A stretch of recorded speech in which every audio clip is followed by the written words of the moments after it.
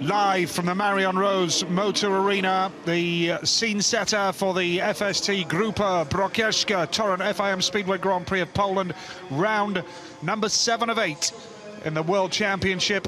And we are up to the first race of the evening. The boys are out there ready to go. And it promises to be a terrific night of racing.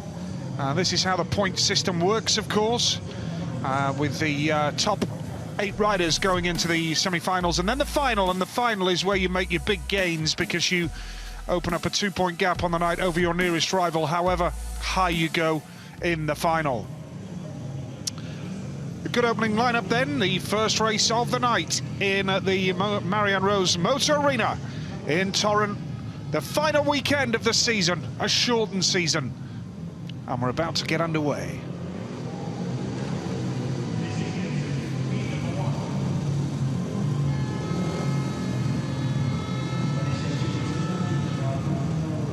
Here we go with the first race of round 7. Max Frick going off the inside in red. Then it's Jason Doyle, his fellow Australian, has been in good form of late. Gate 2 in blue.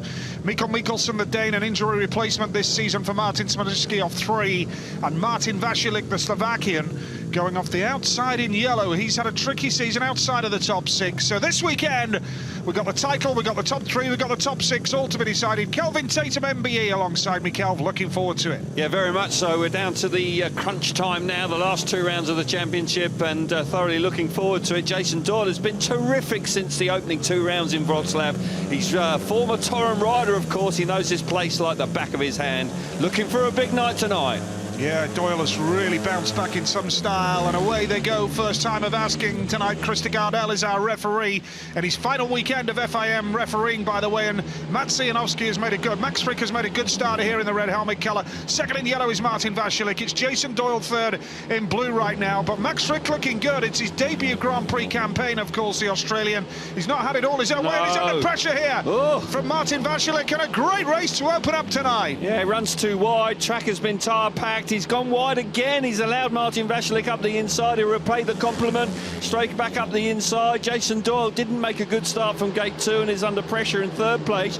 Martin Vasilik all climbing, literally climbing all over the back of Max Frick. He's going to run wide, Frick. No, he's just about going to hang on it. Track slick. Boys searching for grip into the last lap in the opening race. Yeah, they tyre packed it after quite a bit of rain earlier on in the day in the city of Torun. But what about this for Max Frick? This is an excellent start for the former Bellevue man, the man who rides for Wrocław in the Polish league. Great win for him. Yeah. Under pressure from Martin Vasilik. That was a good race as well. We saw some entertaining stuff there, and it's Max Frick who wins heat number 1 with a super ride from gate number 1. But as we say, Vasilik really getting stuck in there. He was. Doyle working hard to see off Mikkel Mikkelsen for 3rd spot there. Max Frick the winner, Martin Vasilik 2nd, Jason Doyle was 3rd, and Mikkel Mikkelsen, the Dane, trailing in at the back. But a good way to start. If that's a sign of things to come, Cal, we're in for a good couple of nights of Speedway.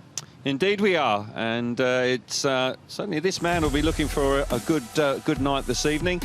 Max Frick on the inside there makes a good start.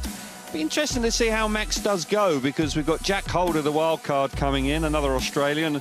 May well be a little bit of rivalry there, because there's no question that Jack has been stealing a lot of the headlines coming up into this weekend. But a super start from the inside. Martin Vasilik has a super effort there from the outside, and I thought for a moment he was going to get around the outside there, but Frick beginning to figure out World Championship Speedway, you've got to be ruthless, and he was there. But then he does make a couple of little mistakes here. Look, runs mid-track, no man's land, but fortunately was able to recover and pick himself back up and hit the front. Good race, super race, picks up a very useful 3 points.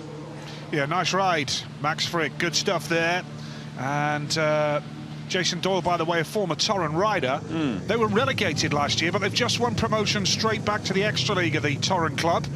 And Jack Holder part of that, and Jack Holder is out here in heat number 2. He'll be in the white helmet colour, actually signed to ride for the Sheffield Tigers when they were promoted to the Premiership in the winter. But of course, a bit like Nicky Pedersen, the Sheffield fans haven't been able to see him in their colours this year, which is a major disappointment. But Jack has already indicated, count me in for next year at Overton. Matty Zegar off the inside, Liam Madsen off gate number 2 in blue. Jack Holder, a lot of eyes and attention on him.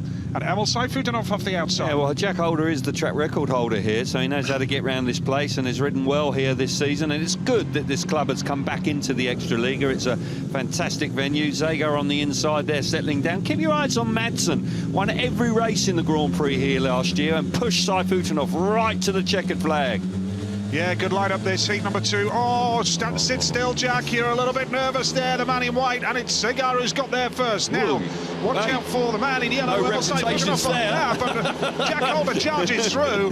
Very nervous at the start, couldn't wait to get away, and he's barged his way through into second spot. Seifutinov third and Madsen at the back right now, but Jack Holder very much on the pace and really hunting down Matty Zagar here. He does indeed. He's just seen his compatriot Max Frick win the opening race, missed the start big time because he was a touch nervous, charged into the first corner, barged Madsen out of the way. Keep your eyes on Madsen, by the way, because he's beginning to wind it up. Zagar off the inside is riding a nice line. Seifutinov and Madsen scrapping just for 1 point. Zagar's got it under control, but we're coming into the last lap. They're all queuing up behind him. Good speedway once again. Yeah, he's got to hold the right line here, Kelv. He's got to have eyes in the back of his head and try and predict where the boys behind him are going. But it looks very much as though Matty Zagar, who's already booked his place in next year's series, no problem through the challenge, he's going to take the victory. Jack Holder hangs on for second in a battle for third between Madsen and Seifutinov. But I'll tell you what, Holder made a real mess of the start. I can only put it down to nerves, Kelv. Yeah, but what about the move in the first corner? He just shoved Madsen out of the way. No respect for him whatsoever, the world number 2. Here's the charge to the line. Zagar wins comfortably in style. Nice ride from him. Holder rides well for second. Seifutinov on the outside. Not sure. It's very close. Might be the... I can't tell from the blurry sort of picture well, you won't we got tell there. From this angle, will you? No, not head on, no. Oh, it's really tight. I don't know. Really tight. I'm glad I haven't got to make that decision. Yeah. Zagar wants to have a good look at himself, winning a race, and he did ride nicely there. Not sure who's come third. I think we're about to get the result now. Yeah, so Leon Madsen gets there. And a blow for Emil Seifutinov again, who starts yet again with a 0 place. But Matty Zagar, absolute. Look at Holder, has to virtually get off the bike to avoid touching the tapes. He could have done with a front brake there, but watch this now. He just cleans straight in the side of Madsen. Madsen runs wide. Bike setup is pretty much spot on because he's able to go from last to second by less than half a lap. He's well and truly last, but that may have done him a favour because he has to go for the inside. Just comes straight underneath Madsen, who has to get out of the way. And a good first corner from Matty Zagar, who rides an absolutely perfect ride here. Zagar moving further away. Scraps going on for second, third and fourth throughout the 4 laps. Track will evolve, I think. It will get a little bit more grip on it. But an encouraging ride for young Jack in his opening ride. Yep, indeed it was. Brother of the 2011 world champion Chris Holder. 2012, yeah. And I remember it was real 8 drama. years ago, yeah. Real drama with Nicky here, wasn't it? Yeah, it was. And Jack first came here in 2010 to see his brother in action. It's a great story. So here we go with Heat 3. Dudek, Is it one for later then? Maybe. Smart, if I remember it. Smarslik and Lindback. That good. Going off the outside. So the series leader, Bartosz Smarslik, the man to watch here in Gate 3 in the white helmet colour. Indeed it is. He was in superb form in Prague 2 weeks ago. Can he keep it going tonight? Do you know, any other rider who finished second twice would have got the headlines, but Ty Wuffenden overshadowed by Smarslik winning both meetings. Yeah, brilliant performance. A couple of weeks ago. That's a great start. Fantastic. Look at him go here. Bartosz Smarslik making it look so easy ahead of his fellow Pole. Patrick Dudek in second spot. Third is Antonio Lindback now in yellow. The man in the blue helmet colour is Niels Christian Iversen trying the inside run. Niels got 11 in the Danish final in midweek in Voyens. But here, Bartosz Smarslik looking set for 3 big points as he looks for a back-to-back world title over the next 48 hours. Well, he really is riding at the top of his game. Superb start away from Gate 3. Dudek's there. Dudek needs a big night. He's had a tough season. That injury certainly didn't help matters. Antonio Lindback has had a difficult time, as has Iversen, with injury and lack of form. But the man out in front, who started slowly in Wrocław, then really picked it up at his home patch in Gorzów. Last time out, back-to-back wins in Prague. What a ride in his opening race here in Torun. Well, it's just making it look oh so easy. Bartosz Marslik, the reigning world champion. And he has the lead in this year's series with 2 meetings to go. That's one less ride to worry about. He's starting in style all right tonight. Bartosz Marslik of Poland. And can he become Poland's first ever double world champion? Well, it could easily be. He's won half the rounds already. And he's only 7 points in the lead, which is remarkable. But he wins his first race in style. With Dudek second, Lindback third, and Iversen trailing in at the back. So now, automatically, pressure back on Lindgren and Woffinden, who are head-to-head in the next race off the outside 2 gates, heat 4. Watch this. Gate 3, bike just drives forward. What a feeling that is. Absolutely nails it. Bike set up perfect. Patrick Dudek rides solidly in second place, and Antonio Lindback in third. And that's pretty much all she wrote here, but this was all the damage was done here. And once he settled in, he didn't look like he was nervous at all. He's loose on the bike, he's relaxed. He will feel some nerves by tomorrow night, that's for sure, if he's coming within touching distance of clinching the title. But here, look at that back tyre, really gripping the surface, charging forward. Fantastic style from Bartosz Marslik, the world champion, in his opening ride. He's dominating, but by my reckoning, we're not going to see the new world champion or the 2020 world champion established and crowned until probably, you know, the semi-finals tomorrow night. Well, or you know, least the last set of qualifying heats 17 to 20, could be best case scenario for somebody to wrap up the world title tomorrow night. Such is the new point system. Well, yeah, because he's not very far in front, although he's won half the rounds. Yes. So, you know, he's done remarkably well. He is the man to beat, but he's still got work to do. Janowski off the inside then, a winner of round 2. Leguta, winner of round 1, inside 2 gates. Lindgren going off gate 3. Woffinden off the outside in the yellow helmet. What a lineup for heat 4. Fantastic. Freddie Lindgren, of course, a winner in round 4. And he has been going very well and is certainly in this championship race, just 7 points out of the lead. What an opportunity. Mid-30s now, Freddie, a very experienced man, desperate to be Sweden's next world champion. Here we go. Yes, he could be, but can you see Marslik slipping up? That's the burning question. Good start from Janowski off the inside gate in that red helmet colour. Now Lindgren is in white. Now he's going to try the outside run down that back straight. He's got speed. He's going to go into the banking. Watch him go here. Into the banking, into what dirt there is there to try and get some drive. Third is Leguta with Woffinden at the back right now. But this is a good ride from Mats Janowski, but he knows he's got a real task on his hands to see off Freddie Lindgren in white. He has indeed. Smashing start once again, the inside gate working well. Woffinden just had a bit of a shove actually going to the first corner, and it unsettled him from Freddie.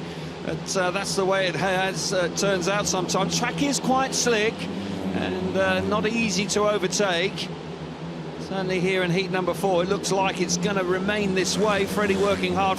Woffinden now beginning to work the track, riding a little bit high and wide there, but just not the grip there to really utilise it. Out in front, Janowski starting in style. He'll be pleased with this. Yes, the Wrocław rider from the Polish Extraliga starts with a victory, and his Wrocław colleague Ty Woffinden of Great Britain left at the back on that occasion. That's the first set of 4 heats completed in the Marion Rose Motor Arena in Torun, and Bartosz Marslik going about it the right way to defend his world title. He made it look easy, but heat 4, Janowski, Lindgren, Leguta, Woffinden was your finishing order, and that means that the race winners after the opening round of heats, Frick, Zagar, Janowski and Marslik.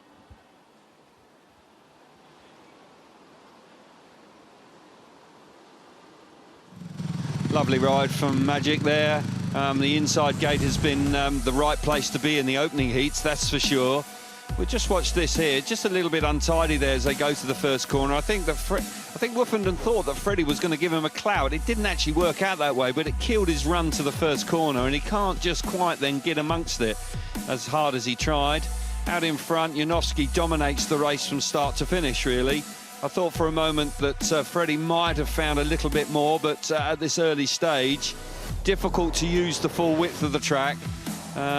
We saw that as the race came towards its end, because Woofenden was beginning to try and use the banking. Quite steeply banked here in Torun. It will develop, particularly you can use that exit out of turn 2 to try and generate some extra speed down the back straight. But for Janowski, who's been up and down this year, started wonderfully well in his own backyard in Wrocław, but since then has been indifferent, actually, and it's not been his year. He won't be world champion, he's too far back, but wants to finish in style. It's such a unique situation that Smarslik has dominated, but say, for example, Freddie was to win the final tonight, and Bartosz was to finish third, for the sake of argument. Bartosz would only have a 3-point lead going into tomorrow night. Yeah, he's dominated.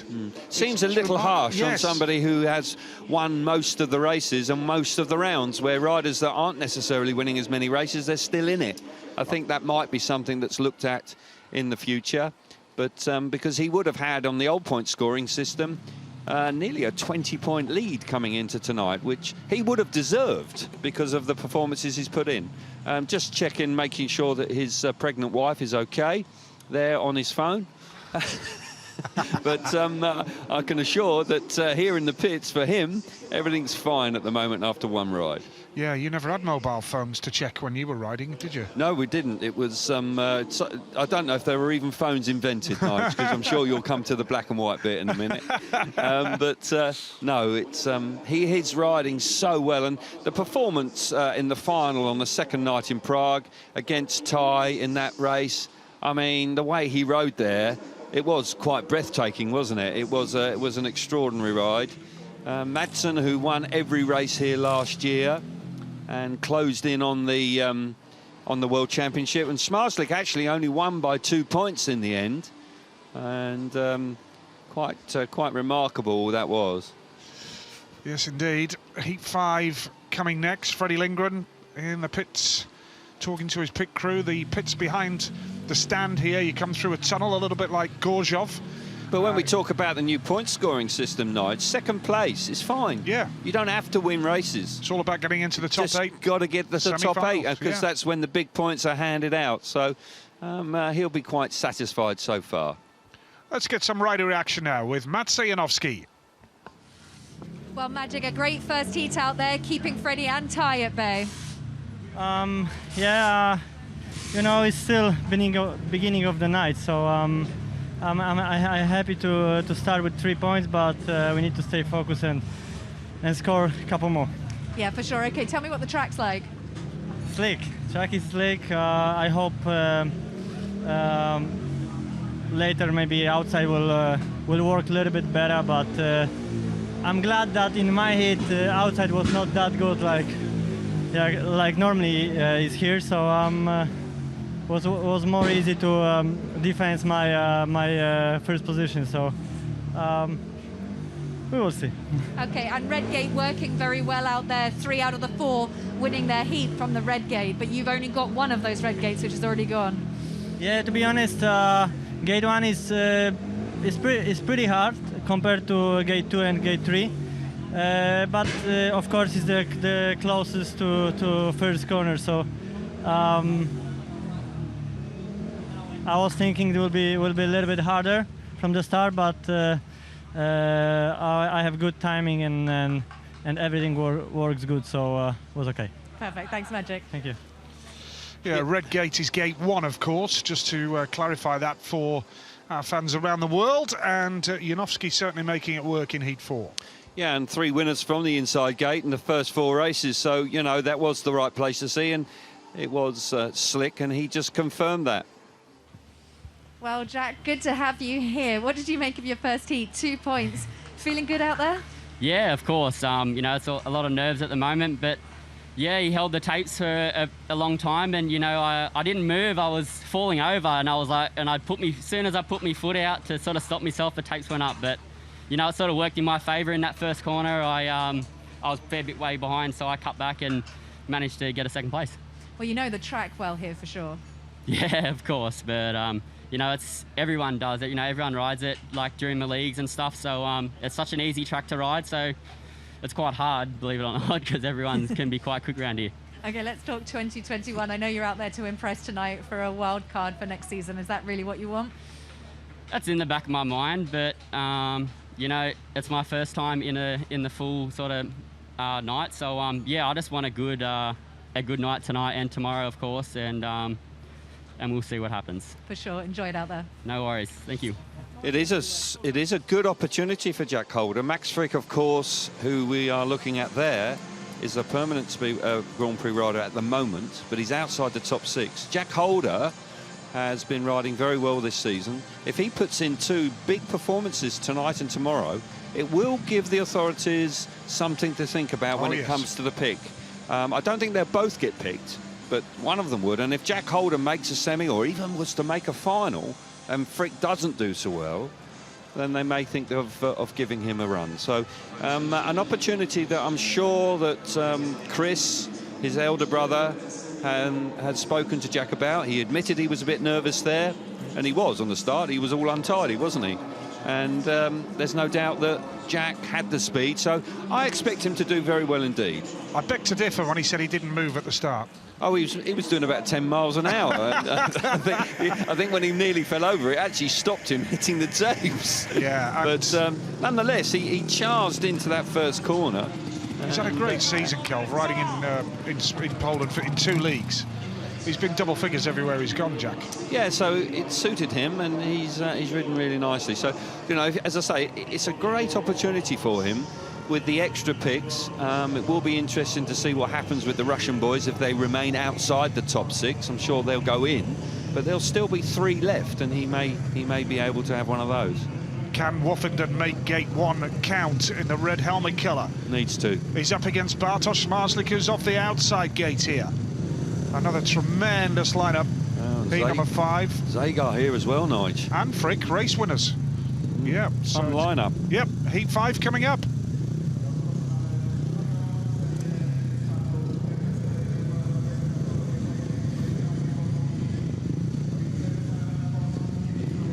Heat number 5, and it's Ty Woffenden, triple world champion, going off the inside gate, needs points. Max Frick and Matti Zagar and Bartosz Marslik all across the grid, race winners in their opening ride. This is some lineup, Kelv. Indeed it is, Nige, and Woffenden needs to bounce back after a poor opening ride from his very high standards. I'm sure he's more than capable of it. Going from the inside, probably the best place to be. Smarslik, though, is flying, and it wouldn't be a total surprise to see him do something from there. But in the interview that we've just heard from Maciej Janowski, confirming that the track is slick at the moment, and he found it quite easy to defend by just concentrating on riding the inside. This track with the heavily banked corners really comes to life when you can use it. So I do hope that it evolves and we see some spectacular stuff. Bartosz Marslik leading the World Championship, won in fine style his opening ride. He came from gate 3 that time. What can he do from gate 4 now? Yes, and Poland have never had a double world champion. Can that be put right over the next couple of nights in Torun? Here we go, heat number 5.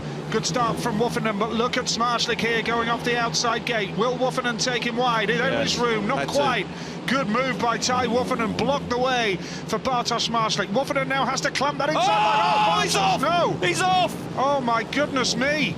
Oh, I do hope he's not hurt. I think he's okay, but he turned the bike so hard to get up the inside of Woffenden there, and then the way he rode, he just hooked up so hard up underneath him, and he found himself on his backside. He's fine. Thank goodness for that. He's fine. He didn't get collected by anybody. He fell off the back. Very lucky lad. Just shows you that this championship is not over. Not over. You watch him, he turns really hard. He's got the front wheel up on the grass, and there it just kicks up underneath him. And he was so lucky. Max Frick could easily have run him down, and then a serious injury could have been resulted. It just bounces off the curb there, but that's the chance you're taking when you got your front wheel right up over the line. And the left shoulder there, he's landed on that left shoulder. That is where collarbones break, is it not, Kelv? That is... Just bounces when it comes off the yes. curb. Now, here we go. Bang, he's on his left shoulder there. Yeah, that could have been dislocated, broken collarbone. But do you remember when Woffenden was going for the World Championship, he backed it into the first corner? Yes. But that's a bucking Bronco there, wasn't it? All untidy, out of shape, down he goes. Fortunately, nobody rides over him. We will be able to see more of him. But twists and turns left in this championship, yeah, that's for sure. We weren't expecting to see that. Excluded. And absolutely, there's no doubt that he was going to get excluded. It was his own fault. But we see him do that sort of manoeuvre so often, where he has this wonderful skill of being able to turn the bike inside out and then generate speed off the corner. No grip on the outside, so he knew that's where he needed to be, but it just backfired on him. Now, but, where he is now, Kelv, just as he's walking there, if you do a left and then again on the left-hand side, there's a lovely little cafe, isn't there? Oh, I thought he was going to say there's a boozer there. Well, I wouldn't know that. I don't do that at the track. But the cafe is lovely, isn't it? It is smashing. I've eaten in there. They do some really good food. But no, you're dead right. But it's Hi, Doyley. Doyley's there, looking relaxed. Picked up a point, I think, first time out. Didn't quite get it right. Jack Holder going out with him as well. But a rerun of Heat 5, of course, that we'll wait for.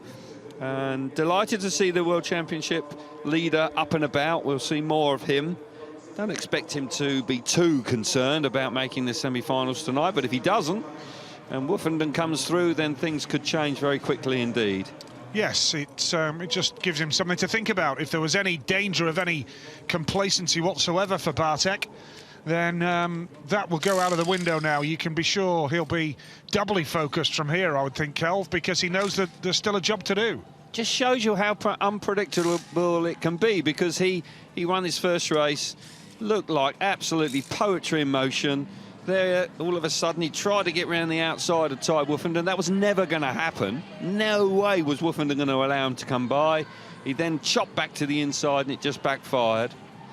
And we're just waiting for things to get underway here. Not quite sure why we're waiting, but we are nonetheless. But for Ty Woofenden now, this is an opportunity off the inside without the world champion to really get amongst the points here and kickstart his night after failing to score in his first ride. Well, Artem Laguta, and he's in red in the next one. He's sat on his bike already, keen to get going. Here's Max Frick in blue, ready for the restart. There's a 2-minute warning now from Krista Gardell, our referee, who's been told by the race director, Phil Morris, to put the 2-minute warning on. So Max will waste no time and get out there on the track. But Woofenden played a smart move down the back straight, because he just blocked the way through for Bartosz. He could have had to be done, left some otherwise ground. yeah, it had to do it, because otherwise Schmarzlik was coming by, and it wasn't dirty, it was just tough. And Just racing, wasn't it? Exactly, and that's the way it should be. Woofenden now not fully fit. He's carrying an injury in the hand on the left side, on the clutch hand, so that's not ideal, but he's making light of it, and he's going to give it everything he's got over the last 2 rounds of the championship. Zagar, of course, has been probably the most relaxed man in the pits all year, because before the series even started, he was a confirmed starter in the series for next year, because the challenge was completed before the first round of this year's championship. Unusual year, pandemic year, of course.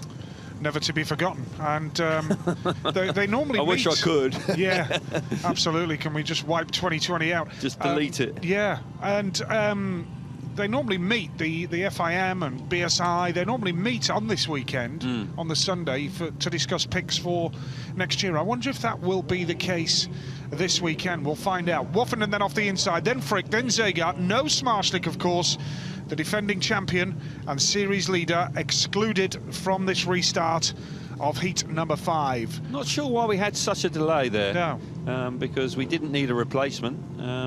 Could have just got on with it, but we've had a good 5-minute pause there, which seems slightly unusual. But Frick, who was good in his opening ride, looking for a big night. Pressure's on him now. Got to come up with a performance this evening. Here we go, rerun. Yep, so here we go with heat number 5, second time of asking, and they're away. Oh. That's a great start from Woofenden. He's made a beauty off the inside gate there, tries mid-track and then chops up the inside for the inside run. And now here's Frick trying his best to get past Matti Zagar in white, 2 former Bellevue riders in 2nd and 3rd right now. Brilliant Ty stuff. Woofenden, though, of Great Britain, leading the way. He needs this, Kelv. Absolutely he needs this. Yeah, he does indeed. Superb start from Woofenden off the inside. Looks good. Zagar wasn't even ready. But fair play to him. He was crafty coming out of the first corner, and he blocked the move by Frick. Frick's right there, and he's having a really good go in 3rd place, but I'm not sure the outside line's working yet. Zagar's trying it, but it isn't working that well yet. Woofenden, though, looks really good in front. They may have made a tweak or two to the bike because it's quicker in this one than his first one. He's on for 3 here.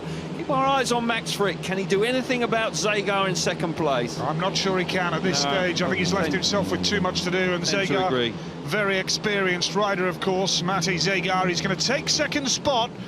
And even though he's relaxed because he knows he's in next year's series, he's having a go tonight. He's on 5 points from 2 rides. And that's a superb effort from Matej Zagar. 5 from 2, just at 1 point for Max Frick, of course, tonight. He's on 4 from 2, and a big win for Woofenden. He needed that, and the world champion didn't score.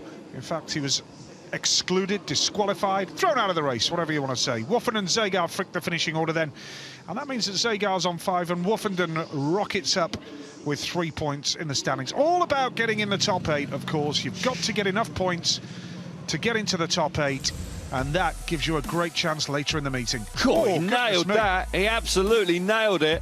I think it's actually also Zagar missed it badly. Oh, I don't know whether the tapes went up lopsided, you know. I thought they did that. Yeah. I thought that Zagar was sleeping, but actually, apologies to Matej Zagar. We might be doing him a disservice I think we have done. This is where he was clever, though, because he left no racing room for Frick to get up the inside, and Frick could not get to second place. This man has got another gate 1. Not a bad draw for Woofenden tonight. That'll be pleasing him. I want to see a bit more grip on the track so we can see the boys charge around the outside. It gets so good when that outside line works here, because you never quite know where they're coming from, but so far, so good. Yes, it was a wet morning in Torun, and then that should do the track good. Yes, the rain faded away in the afternoon, so no issues with the track.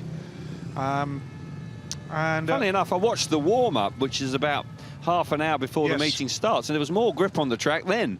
And then they tar packed it in. I'm sure it'll come. Yeah. I think there is an issue with the start gate here. We got Phil Morris now just checking, because it did look like on the replay it went up slightly lopsided. We didn't quite see that. Yeah, he didn't spot it at the time, but then we were... I just thought Zagar was sleeping, but that was just a bit harsh on him. Yeah. Bit of spray will do it, won't it? WD, mate.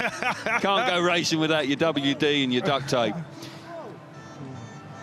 Well, Phil Morris, the race director, who has stayed... Well, we know what he's saying. Spray it with WD. Yeah.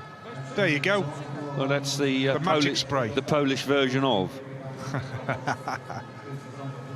I use it for my garage door at home. Do you? Fair play to you. That doesn't look like it's working, actually. There we are. It didn't look like that was done that well. But anyway, you can have all your transponders, you can have all your modern timing mechanisms, but a bit of spray is always the answer, Calv. But yeah, so frustrating delay. Frustrating delay. That's a fair old mask that guy's got on, isn't it? Yeah. With the teeth, it looks quite frightening. Anyway, Jason's sitting patiently. We're going to check the tapes again. Here we go.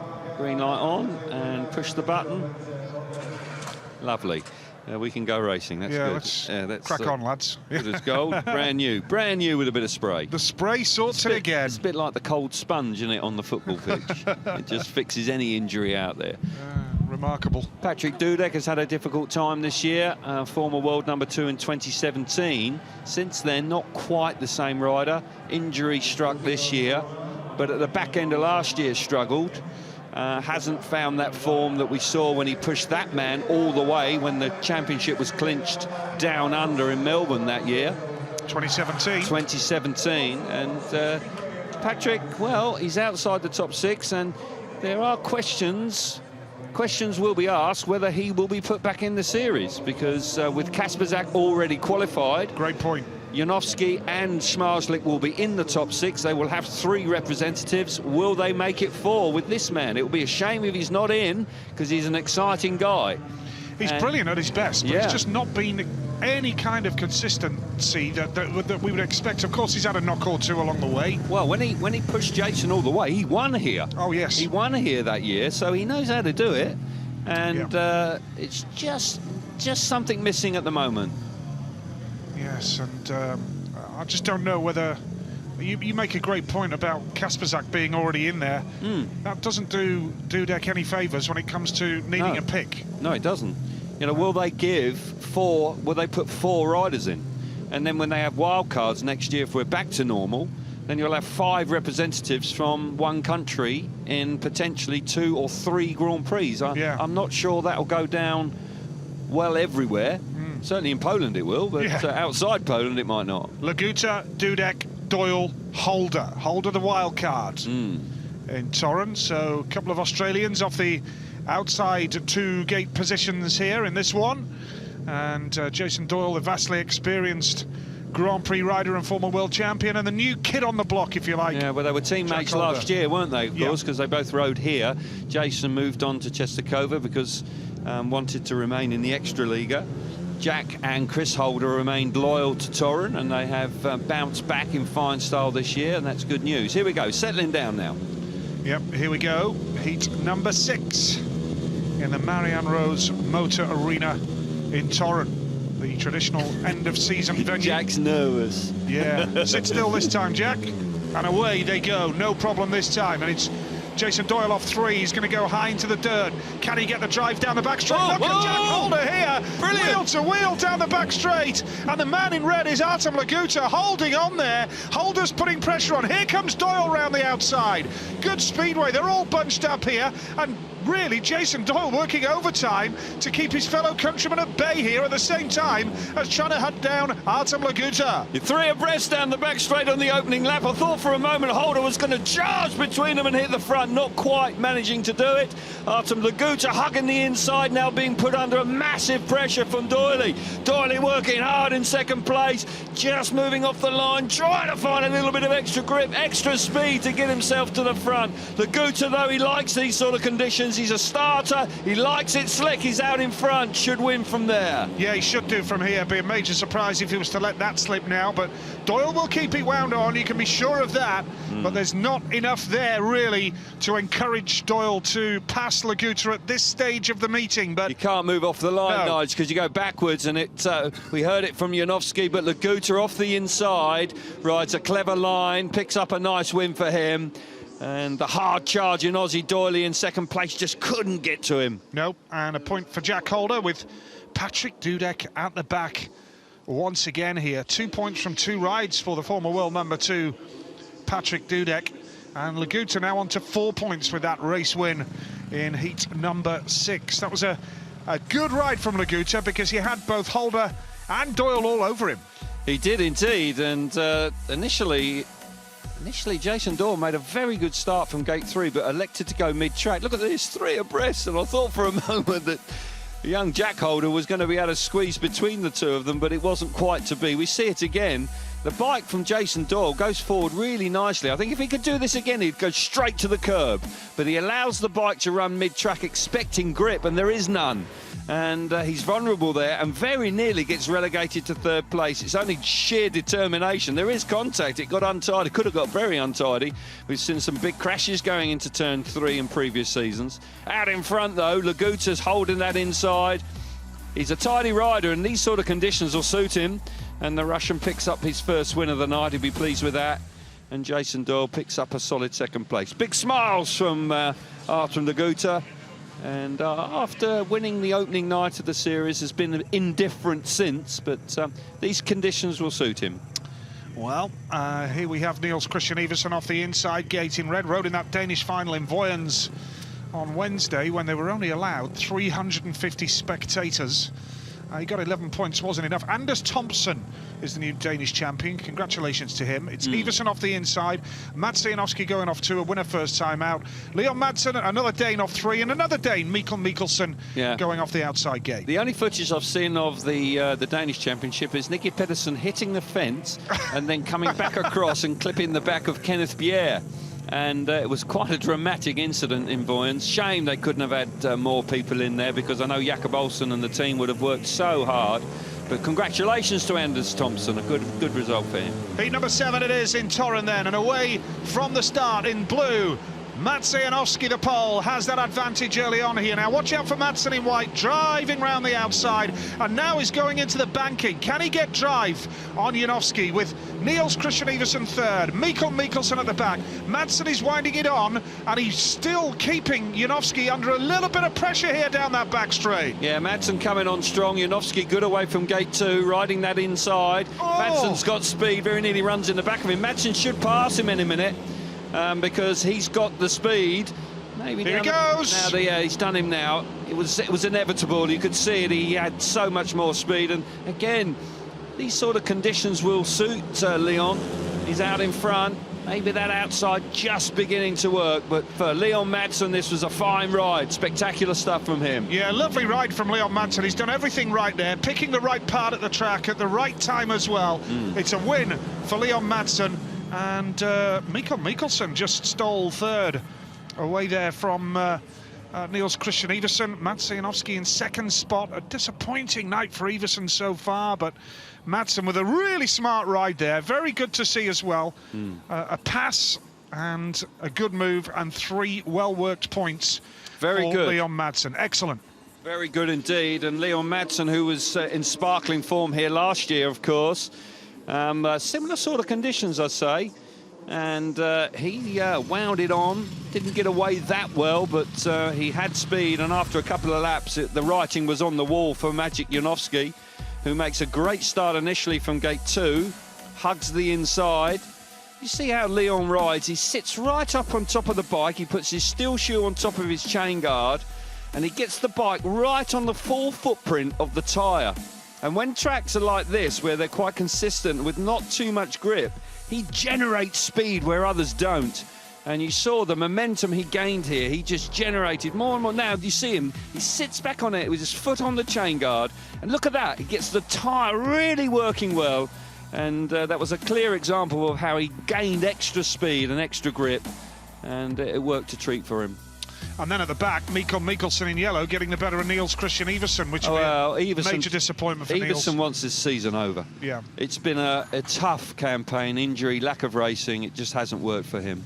And I feel for him because he's such a genuine guy, and he puts a lot of work in behind the scenes, and just hasn't worked out. Nope, heat number 8 is coming up now. Martin Vasilik going off the inside gate. Then it's Emil Seifudenov off 2. Antonio Lindback going off gate 3 in white. And Freddie Lindgren is the outside man in the yellow helmet colour. 2 points to his name so far. Needs to finish in the semi-finals at least to keep the title alive, the title race alive tonight. Has to make a first priority of getting into the top 8 to extend his evening in Torun. And to maintain his title challenge. He's the closest challenger to Bartosz Marszalik, that's for sure. Heat number 8 after this ride, every rider will have completed 2 outings in Torun.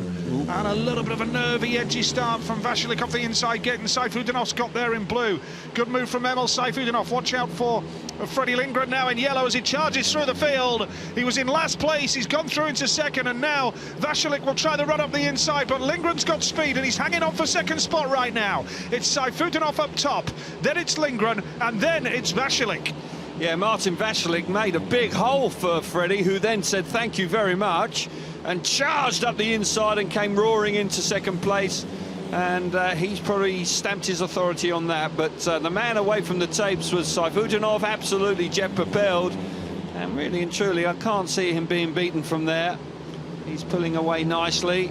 And the track is not really developing as much as we would like, because that inside line is still possibly the fastest way round. But Emil out in front, this is encouraging for him after a disappointing opening ride. Yeah, he needs this, Emil Seifudenov, that's a big win for him. Second place, Freddie Lindgren in the yellow helmet colour. And Antonio Lindback in third, but Seifudenov doing it all from the start. That was a tidy ride from the ever-popular Emil Seifudenov in the blue helmet colour, the brilliant Russian who's been plagued by inconsistency this year. Seifudenov, Lindgren, Vasilik, Lindback is your finishing order, and so far Matti Zagar and Mats Janowski top the pile on 5 points apiece.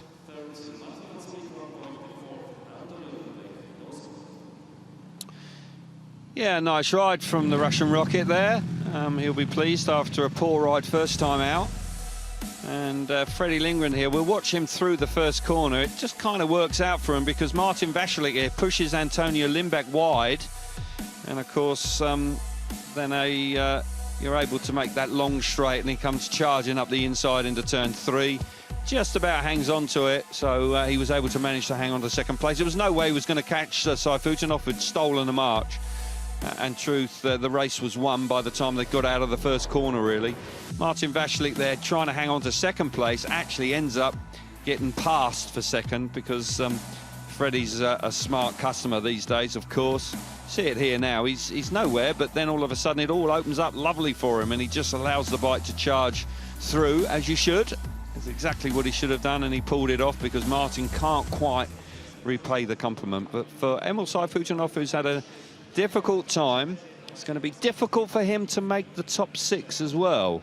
So probably needs to finish well to convince everybody that he should be around next year. Well, we've discussed it a few times, Kelv, haven't we, in recent weeks, that there are some riders with big reputations, a lot of experience, who have been medal winners previously that are outside of the top 6. But exactly, yeah. We can hear from Leon Madsen now, who's given us some reaction. Okay, Leon, that's a bit more like what we want to see. That was a great heat. Yeah, it was. We changed a little bit on the setup on my bike, and now it's running faster like we wanted to, and my start was a little bit better. I was maybe sleeping a little bit in the start, but you know, I can't be too fast, and it will just be a rerun, so I have to be a little bit more calm in the start tonight. Yeah, okay. Well, we noticed that you found some pace sort of midway through that heat. Say again? You found some pace midway through that heat.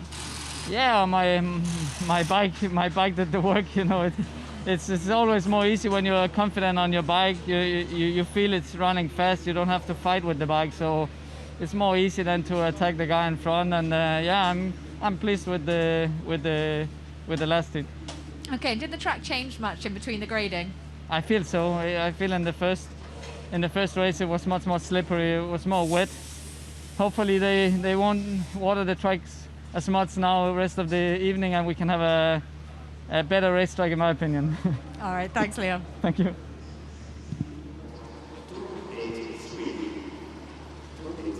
Yes, Leon Madsen there. Good to hear from him. Yeah, absolutely, and he rode nicely, and the track was just drying a bit, and he was able to find a little bit more grip, and he rode nicely, and that gets him well and truly in this meeting. He has fond memories of Torun, of course. Pushed Mr. Smarslik all the way last year and just came up short, and be interesting to see if he can win one of the last 2 Grand Prix of 2020. Yeah, well, Kiri's down in the pits, as we know, and she's going to catch up with Ty Woffenden now. Ty, that was a really good heat. I'm sure that's exactly what you wanted. Yeah, for sure. We made a mistake with the sprocket size in the first one, and the second one we made it better. So I got gate 1 again in my next one, and then yeah, just need to definitely score a few more points. Yeah, definitely. Now, you're one of the only riders, there's only 2 of you that have got 2 gate 1s. Are you feeling that gate's working in particular? Every year in Torun in the previous years, apart from this year, it's probably the slickest this year. I think they noticed that gate 1's always way better than the others, so they've made it like gate 4 is more grippy, and then 3's a bit less, 2's a bit less, and 1, there's not much there. So it is what it is, luck of the draw, and yeah, we'll see how we go. Okay, and you feeling confident that you can do this? Yeah, I just enjoy riding my bike. You know, I'll do the best that I can over the next 2 days, and what will be, will be. Can't do any more than that. For sure, enjoy it, Ty. Thank you. Interesting that, the way he said that the track has been set up on the start line, but the inside gate is still working well. I think probably as a consequence because the track isn't very grippy tonight, because you can't do that swoop round the outside in the first corner, and let's hope that we see a bit more of that. If not tonight, we're back tomorrow, so there's every chance we will see at some point. The rain normally at the beginning of a day will help the track because you get the natural water and moisture in the track, but it is cold now at this time of year in Poland, so the track will go greasy as well with the moisture in it. It will actually come up out of the surface, so that might be part of the problem.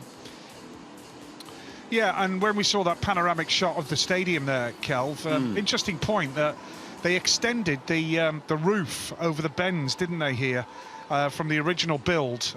They brought, if you can see there, just over the roof, there's an extension there to the roof, which is intended to cover the bends.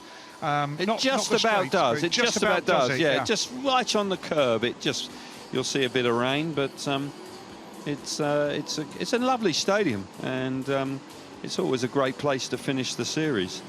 And you know, it looks great with the lights on. It's a modern build. It's a super track. The town itself is very pleasant indeed. So yeah, it's always worth a visit.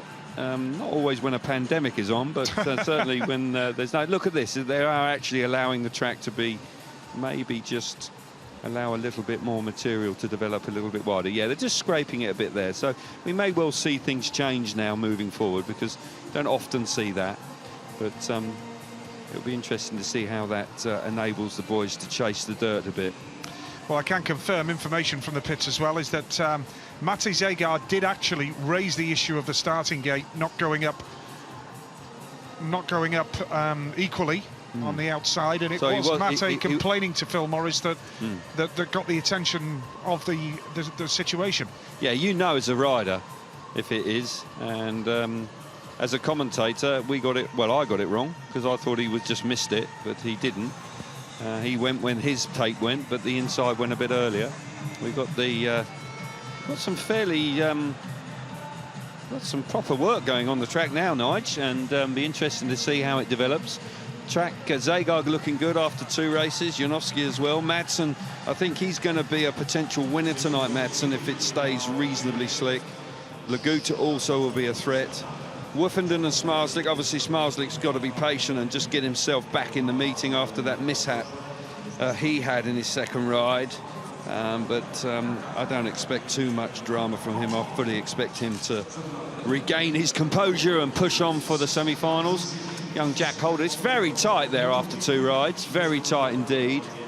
And I think this is a good move with the track. I think this could just make it a little bit more exciting for us by just developing that sort of mid to the outside line. Yeah, well, just a little bit of extra time being taken here, but like you say, Kelv, hopefully it'll be worth it, and we'll just see a little bit more of this Torun track, because it's one of the highlights of the calendar, isn't it? It is, and when you've got a track with the banking that we see here, you want to be able to use it, because it really gives it that added dynamic. And it gives an option to riders. When we saw, you know, we've seen races with Darcy Ward here, where he was able to just to strut his stuff up the banking and up the inside. I mean, some of the most breathtaking rides. He was a wild card here. You'd ever wish to see. Well, Darcy Ward round here, I would say, was probably one of the most exciting riders I've ever seen here.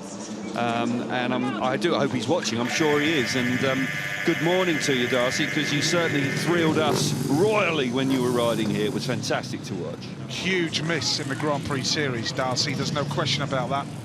When Darcy and Chris Holder were really at their peak. The Turbo Twins, mate. Yeah, it was fantastic to watch, wasn't it? And I remember he passed Nicky Pedersen here, Darcy Ward. Yeah. I don't think Nicky could believe he went by him. It was just extraordinary stuff. But we've got Jack Holder here, one of his compatriots, and Max Frick. This is quite a matchup.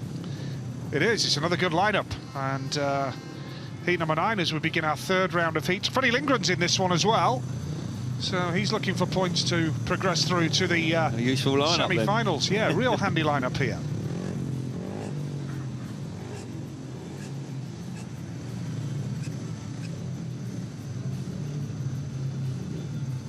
Heat number 9 it is then, with Jack Holder, the wild card, off the inside gate. Then it's Lindgren off 2 in the title race. Max Frick off gate 3. And then it's Niels Christian Iversen, who's yet to score tonight, the Dane. He goes off the outside gate. But for Lindgren, another couple of points here or so would just do him nicely. Just keep chipping away and progressing to that top 8 in the semi-finals. I agree with you. But also, it's nice to get a race win, because you never know what's round the corner, and race wins can be very handy when it comes to countback if things go slightly awry. You're expecting Lindgren to make the semi-finals relatively comfortably. He's been going so well this year, but winning races does give you a little bit of extra confidence. There's the champion having to be wait a little bit more patiently, and and just got it a bit wrong last time. Niels Christian Iversen there, he's ridden there. He's always made the final here when he's ridden. He's got a great record here, Nige, but doesn't look like he'll make the final this evening. Max Frick there, gate 3. Jack Holder on the inside, the wild card. A bit twitchy, a bit nervous. Here we go. Yep, here we go then with heat number 9. Krista Gardell with his finger on the button. That's a super start from Lindgren off gate 2 in blue. Absolutely magnificent from Freddie Lindgren. And watch out for Frick down the back straight. No room there. Holder saw it coming. Holder has blocked the line. And he's got second spot right now. And he's charging hard. But here comes Frick up the inside. Max Frick in white with a sweet move to pass Jack Holder, who's going to come back for more down the back straight. This is good speedway now. But Lindgren has the lead from Frick, from Holder, from Iversen. That outside line, they're chasing it straight away where they've ripped it up. Here comes Frick round the outside. Freddie Lindgren super away from the tapes, but Frick's going to wind it up here now. He's got lots of speed. He's in the dirt on the outside. Holder's chasing him as well. Lindgren's had to respond into the last lap. All of a sudden, things livening up a little bit here, but now Freddie's smart. I think he's just about got this covered. Yeah, this is a good ride from Lindgren. He made a super start. Fast Freddie away from the gate. Takes the checkered flag, and that was a pretty frenetic race. It has to be said. Good speedway indeed. Bit of a ding-dong between the two Australian boys there, Kel. Yeah, Frick coming out on top, so just a little bit of a marker there. Iversen not failing to score again, but Freddie Lindgren, that was a handy ride. 2 second places, always nice winning races. And what a start, 59.9, a good time as well. Frick second, Holder third, and that means that Freddie Lindgren is now on 7 points from 3 rides, and he's got 1 foot in the semi-finals once again tonight. Solid. Yeah, and that'll keep him in the title race, and it could even go deeper than the final set of 4 heats tomorrow. It may go down to the semis, or maybe all the way to the final. Let's see. Well, we'll just have to wait and see. Lovely start there from Freddie Lindgren. Frick alongside him. He immediately chases for the dirt. They've watched what went on in the track preparation. Jack Holder there slipped up the inside and squeezed Frick as they went into turn 3. That often is the case. It's the nature of this track. It's never quite sure. Frick elects to go wide, but Holder's there on the inside. Doesn't get away from gate 1 very well, Holder. Spun up a bit, actually. The bike didn't jump forward. But he's into second place, but a nice ride from Frick here. Read that nicely and was able to slip up the inside of Holder and hangs on to second place. And it's a good ride from Frick. He probably needed that for his own confidence. Just to remind Jack that maybe he's the one that should be put in next year. But for Freddie Lindgren, solid work. 7 points out of 9. Doing very nicely. He's almost in the semi-finals already. That takes some pressure off him. Yeah, riding brilliantly fast, Freddie Lindgren. Fair play to him as we move on to race number 10 here with Antonio Limbach off the inside gate. Then Matti Zagar off gate number 2. Matti Janowski off 3, and Jason Doyle on 3 points so far. Could really do with a handy result here, because this will be his 3rd of 5th outings, and he can't really afford to put himself under too much pressure for his final race later in the evening to try and edge through into the semis. I just wonder whether conditions now may just suit him a little bit better. Doesn't mind a bit of grip, rides in the UK, of course, and doesn't mind when it gets a little bit rough and tough. Doyley from the outside. Janowski's riding nicely. Zagar's having a good night, riding really well tonight, Zagar. So this is a strong lineup. It is. Oh, movement from Limbach on the inside gate. Will the referee let it go? Matt Janowski in the white helmet colour has got that lead. Limbach now in red is in second spot right now. Here comes Doyle up the inside in yellow. Lovely. Sweet move from Jason Doyle from last to second. He made that look so easy. Zagar's third and Limbach's gone to the back. Well, Zagar missed it completely, but what a first turn that was from Doyle. He went so wide and was nowhere, and then dive-bombed into turn 3 and came through into second place. Zagar's bike's working a treat tonight. He's got speed everywhere, but the man that's cleared off so far is Janowski. He is going great guns, pouring it on down that back straight. Doyle working hard out in the dirt on the outside. They're all chasing it now, Nige. As they go into the last lap, this is Janowski's. He's having a good night. Yeah, and it was a sweet move from Jason Doyle. That was really good to see from last to second in one swoop. But look at Janowski go here, absolutely flying and tearing the opposition apart. Doyle finishing in second spot. Matti Zagar wouldn't let Doyle relax, pushed him hard there, and that's a good ride from Mats Janowski. Made it look easy, didn't he, there? Well, he said in his interview that he was hoping for a bit more grip later on, and, well, they delivered it for him. That's the best time of the night so far. All of a sudden, we're beginning to see the track really come alive, and this Grand Prix, as a consequence, will burst into life as well. Doyley in second. Brilliant ride from him. Zagar third, and Lindback at the back on that occasion. Zagar on 6 now. Janowski leads the way on 8 points. He's ridden nicely. He's virtually in the semi-finals already. He should be with a couple of race wins to his name. It's a good thing they did to the track, you know, because all of a sudden we're seeing the real potential of this Torun track. Lindback a bit twitchy on the start line. I don't like that angle because you can't quite see. That's a better one. He's a lucky lad there. He is a lucky lad. What a start from Janowski. That bike just powers to the first corner. Doyley goes a little bit too wide there, but look at this move. Look at the speed he gets here. Wow. Fantastic. And it just has enough room to squeeze up the inside of Lindback to get himself into second. Zagar keeps him very honest, mind, because Zagar's going well. And Doyley then coming charging through there. That was a smashing move from the Australian. But Janowski's the star here. He goes very nicely as well. And Gate 3 worked a treat for him. And he's leading away on 8 points. Good night so far. And when he's on, he is top draw, Janowski. But he just goes missing every now and again. Why did the referee not pull the start up for an unsatisfactory start, do you think? Can't explain it. Okay, cheers. Emil Saifudanov off the inside in red. Bartosz Marslik. I'll have to phone a friend. Yeah, Bartosz Marslik off gate 2 in blue. Then it's Mikael Mikkelsen off You're gate 3. ruthless, you are. And Artem Laguta. I've got my journalist head on again, haven't I? Why did he not do that? What's your thoughts? That's right. Artem Laguta off the outside. Oh, somebody else. Ah, dear. Anyway. Yeah, heat 11 it is. We'll never know. But there we are. It's Krista Gargel's last weekend as a referee. As an FIM referee, yeah, it is. He's going to have to go into retirement in his mid-50s, that's it. But he's been a good referee. Yeah, because your eyesight starts to go in your mid-50s, doesn't it, Cal? Clearly then.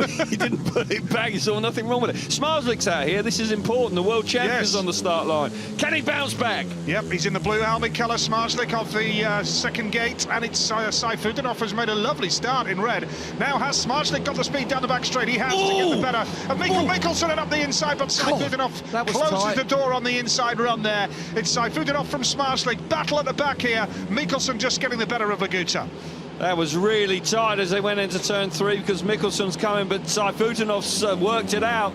He failed to score first time, won second time, and he made another great start off the inside and is looking quick, really quick out in front. I think Smarslik was fully expecting to charge down there and come through into the lead.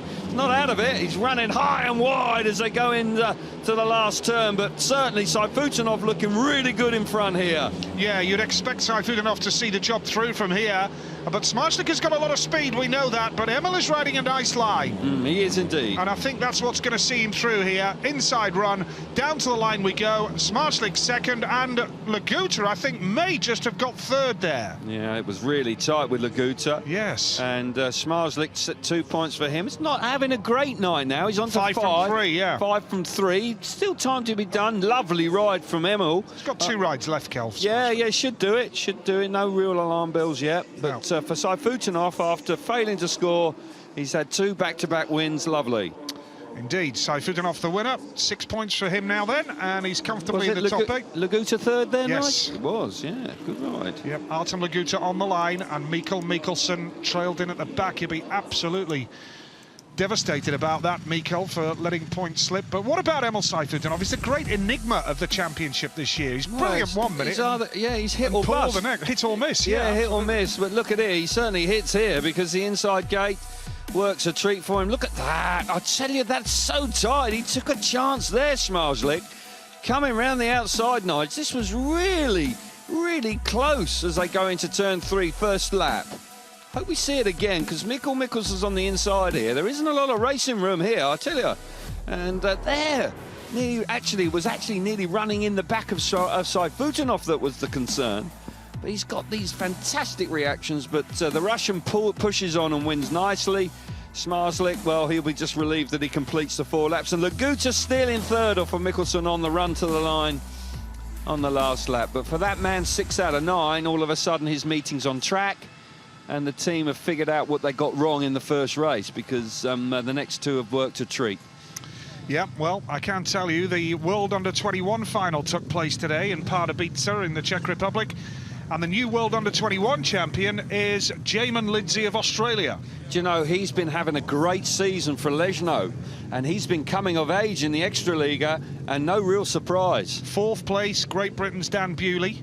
2nd place, Dominic Kubera. 3rd, Oleg Mikhailov. Well, Lindsay, Kubera, Mikhailov, Bewley, the finishing order there. Well, congratulations to Lindsay. That's a great result. A big boost for him. And I tell you what, he's a rider with a big future. I reckon Bellevue could have won the league this year with him in the team. Anyway, heat number 12. We'll never know, mate. We'll never know. Heat number 12 it is then, and away from the start. It's a good one for Woofenden off the inside gate in red. That allows Madsen the opportunity in yellow to just have a cheeky little move up the inside run here. But Woofenden riding nicely. Woofenden has the lead. It's Leon Madsen second. Third in blue is Martin Vasilik, the Slovakian. And once again, trailing at the back is Patrick Dudek. Madsen now starting to ask questions of Ty Woofenden, Kel. He is indeed. He had speed last time out and was able to come through to the front. Terrific stuff from Ty Woofenden off the inside. Got to say, Martin Vasilik went too wide in the first corner. Madsen is dangerous, and Woofenden's electing to ride on the inside. And Madsen now, all of a sudden, building the speed here in the 3rd lap. They're coming into the last lap. Oh, he's left This is going to get really tight into the last lap. Woofenden out in front, looking for back-to-back wins. Can Madsen do anything about it? Well, one thing's for sure, Woofenden, Lindgren and Smarslik all going about it the right way to go into the semis. And now we need to close the door here, Woofenden. He's smart ride. Great ride, Ty Woofenden of Great Britain. 2 wins on the bounce, had to work hard, and really rode nicely there, Kel. Yeah, he had eyes in the back of his head going into the last corner there, Nige, because Madsen was working it out, but he kept Madsen guessing. That's the sign of a really clever rider, and he does the business. Good away from the tapes, and back-to-back wins for the 3-time former champion. Yep, 6 points from 3 rides now for Ty. That'll do him nicely. So Janowski leads the way on 8, but significantly in the title race, Smarslik, Woofenden and Lindgren in a good position for the semi-finals. Well, he'll be pleased now. They started with the wrong gearing on, and they changed that. And since then, the inside gates have worked for him. He's had back-to-back inside gates, and the bike's really pulled hard to the first corner. Madsen here is in the box seat, and you would have thought if Madsen, well, I thought for a moment Madsen might just have the speed to do Ty here, but it's not the case, because Woofenden rides such a clever race in front. Vasilik runs very wide here and allows Madsen just to follow Woofenden through. And Vasilik did that earlier on and actually got penalised by Jason Doyle. Here's the race now beginning to really come alive, with Madsen working hard in 2nd place. But fair play to Woofenden. Sometimes when you get too predictable, then you can be caught out. But for Woofenden there, he was clever on the last lap because he knew Madsen was coming, and he just covered all the angles nicely. So 6 points out of 3 rides, back-to-back wins, always handy race wins, of course. He's going along very nicely, and all of a sudden this meeting is beginning to come alive nicely. Goodness me. A snake in Polish colours. Wow. Interesting attire in the spectators tonight. But, yeah, it's livened up a bit. That batch of 4 heats was a bit better, wasn't it, Kel? Yeah, with the track grading they did last time has paid big dividends. And there's no doubt that it's livened it up. So long may that continue. Well, I think we can hear from Freddie Lindgren now in the pits. So far, Freddie, things are looking good out there. 3 really good, comfortable heats. Yeah, I know. Overall, I'm picking up the points, which are important. You know, we have to take us past the first hurdle to make it to the semi, so I'm on my way. How are you feeling? Do you think you can do this? Well, I'll take 1 hit at a time. You know, it's hopefully I can make it a long night tonight. Yeah, for sure. And tell me what the track's like now. Oh, it's fairly slick. It's pretty typical Torun track. It's a little bit of dirt on the outside. They created a little bit now. You can see in the first couple of heats it was mostly the inside. Now the guys are moving up wider. So yeah, it's typical Torun track. Okay, well the red gate seems to be working sort of the best out of all of the gates. That's your gate coming up next. You know, I don't really care what gate I'm on. You know, I'm just gonna make it to the first turn, make good decisions in the first corner, and make it happen. All right, thanks, Freddie. Keep it going. Thank you. Yeah, he's riding really nicely, and he's doing the job, and he's been doing it all season long, actually, in the Grand Prix Series. He's been rock solid.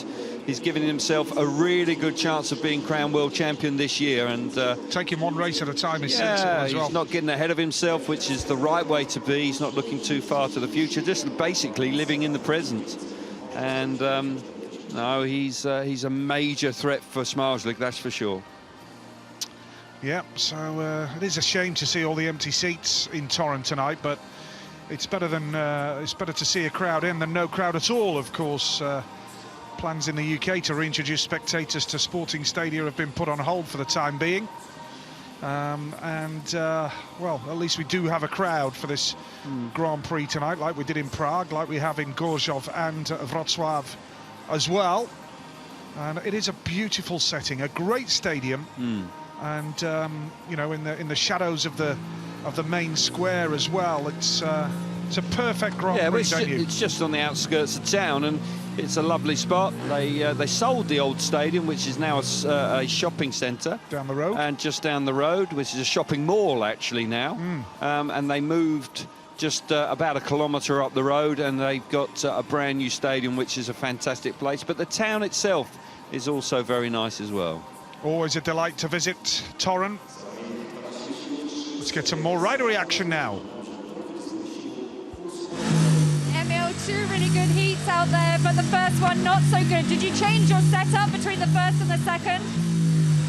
You know, it's from beginning we test, you know, with some different engine, and you know, after first hit, you know, we changed some few things, and it's for that moment, you know, it's working. So we will see, you know, it's.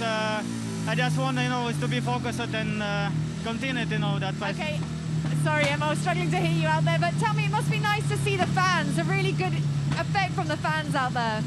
You know, his track is very good, you know, and just, you know, we just try to keep, you know, our focus, and then it will be okay. Okay, and pushing all the way, obviously you won a podium place tonight. You think it's possible with the form that you're on so far? You know, I don't think about that, you know, I just want to focus it, you know, it's about my points today, and just want to, like, enjoy, you know, every my race. So just my plan, you know, to get the final and take some place, you know. I bet. Thanks so much, Emil. Well, he's won here, and he knows how to do it. He's a bit of a track specialist. He rides nicely. Not easy being interviewed for either of them when there's bikes revving up in the background, but I think he slightly misunderstood Kiri there about could you make the podium tonight. I think he thought maybe the podium in the World Championship. I think it is about him enjoying his racing, but he needs to keep winning races. He's too good to be running last. He was a lot of people's favourite for this year's championship. It hasn't worked out that way, but a big weekend for Sir Emil Seifutenhoff. I feel confident that we will, whatever happens, wherever he finishes, he'll be back next year. He's too good not to be. Laguta as well. I expect both the Russians to be back in if they miss the top 6, which, as you rightly said at the top of the beginning of the programme, Nige, you know, there's going to be some big reputations outside the top 6. It's just inevitable. And you can't just replace them all in one foul swoop, can you? You're going to have a blend of youth and experience. I understand we want young riders coming into the series. That's important. Of course it is. But also guys with another 10 years of racing in front of them, you need them, you know, because they've also been so successful as well. The Speedway of Nations, 2 back-to-back Speedway of Nation victories. I mean, that must count for something. Well, it has to, absolutely. They're world champions, for goodness sake. So. Yeah, but here we see Janowski leading on 8, Lindgren on 7, and then you have a whole group of riders on 6 points apiece. And then Bartosz Smarslik on 5 with Laguta and Doyley. So tight. It is very, very tight and bunched up there, isn't it? Well, even Vashlik on 12, you know, in 12th on 4. I mean, these last 2 rides, I mean, it's really going to be important. You don't want to dip out now because it could go any way. And it's a really tight evening. Madsen coming out here off of gate number 1. Never discount him, and he's got his evening on track. And he's favourite for this race, isn't he? Yes.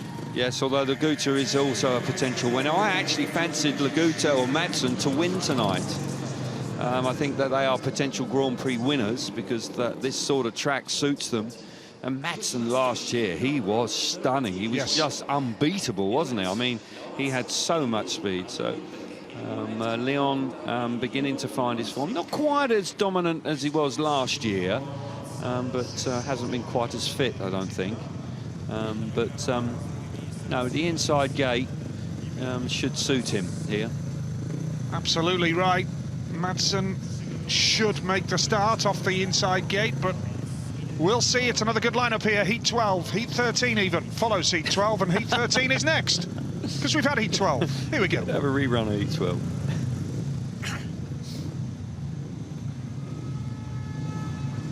Here we go then with heat number 13, and it's Leon Madsen off the inside gate. Antonio Lindback going off 2. Artem Laguta going off gate number 3 in white. And then it's Max Frick, who's had a good night so far. He's on 6 points off gate number 4, and we know that the outside run is working a little bit better now as well, so Max will hold out for that, of course. Yeah, draw number 1, so he's out after the track grading every time this evening, but he's done well so far this evening. He won his opening ride. He's picked up points in every race, so he's looking good. And could he be making his first semi-final of the year? He is within touching distance with 2 rides to come. And Artem Laguta also, another rider that run his last ride. Excuse me, he didn't win his last ride. He won his second outing, so he will be in with a shout as well. So a competitive line, but Lindback's still struggling. But the man on the inside, we fancy he could be favourite here. Leon Madsen is going well, and might just come under pressure from Max Frick if he really gets away nicely. Interesting race, this one. Yep, heat number 13 it is then. Oh, a little bit of an edgy start. Brilliant. Laguta from gate number 3 swoops across superbly. Now Madsen on the inside run. Frick is going high and wide around the outside in the yellow helmet. And here now is Madsen on the inside run. Can he take out Laguta? He's got the speed and he just about holds the line. Good race developing here at the front and at the back. Wow. And Madsen has got the lead, and look at the lead he's stretched out there now over Laguta. And Max Frick has gone through into 3rd.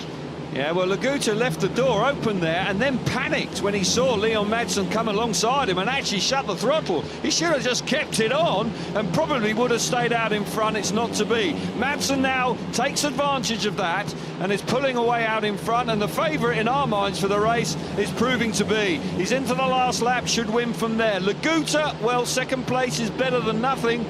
Could have been 3, but for Leon Madsen, he's beginning to look a major threat for the night now. Looking good. Yeah, riding brilliantly here. Leon Madsen in red gets the better of Artem Laguta, and Max Frick had to work hard there to come through into 3rd place, but handy point. Yeah, absolutely. Leon Madsen now moves on to 9 points from his 4 rides, and he should be safe now for a semi-final spot with 1 race in hand. So good work from Leon Madsen, just strengthening his position in the top 6 and an automatic spot for next year. 59.4, fast time. Yeah, good time. Fast time. Good race there as well. It was, yeah, but I don't know if you noticed, but like Artem Laguta just got literally frightened out of his life when Leon Madsen came up the inside of him. He actually shut the throttle halfway down the straight, and I thought, well, maybe you should have kept it on. I wonder if we'll see it now, but fantastic start initially. Laguta is a wonderful starter. He has got such a cool technique. Madsen knows these conditions are right up his alley.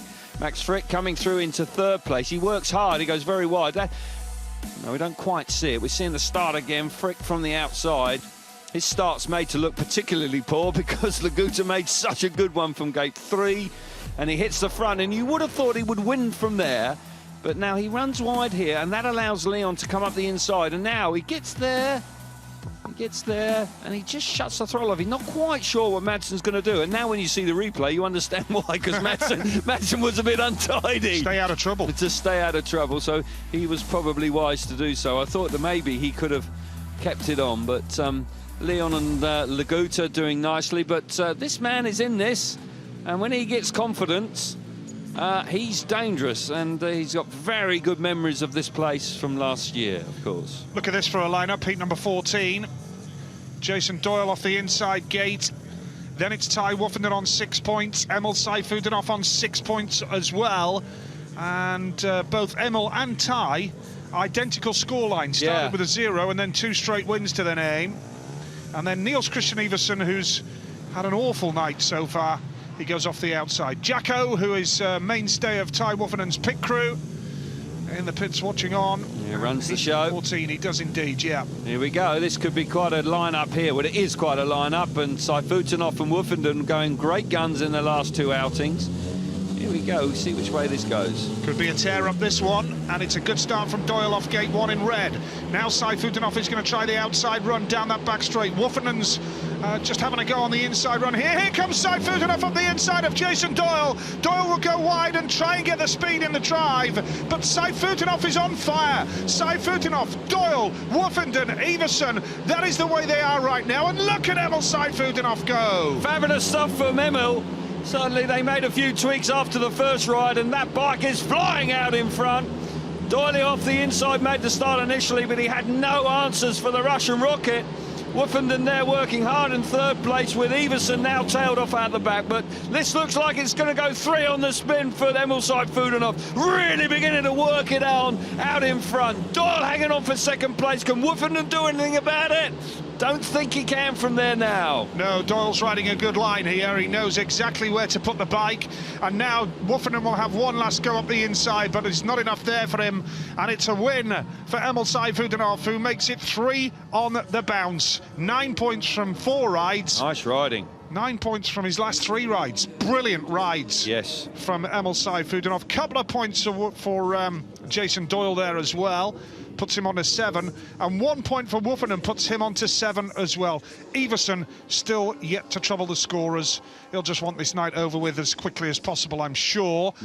Emil on to 9, Woofenden on 7, and Doyle on 7. Look how many riders are on 7 points apiece. It's quite unbelievable that Niels Christian Iversen, every time he's raced here, has made the final. He is out of form, and things are not working well for him. I'll tell you who's working well now is Emil Seifutenhoff, because he's 3rd there, but the bike works a treat. Look how this bike just drives down that back straight. Doyle goes chasing for the dirt, but it's just a little bit greasy now. It's cold out there and a little bit of moisture on the top.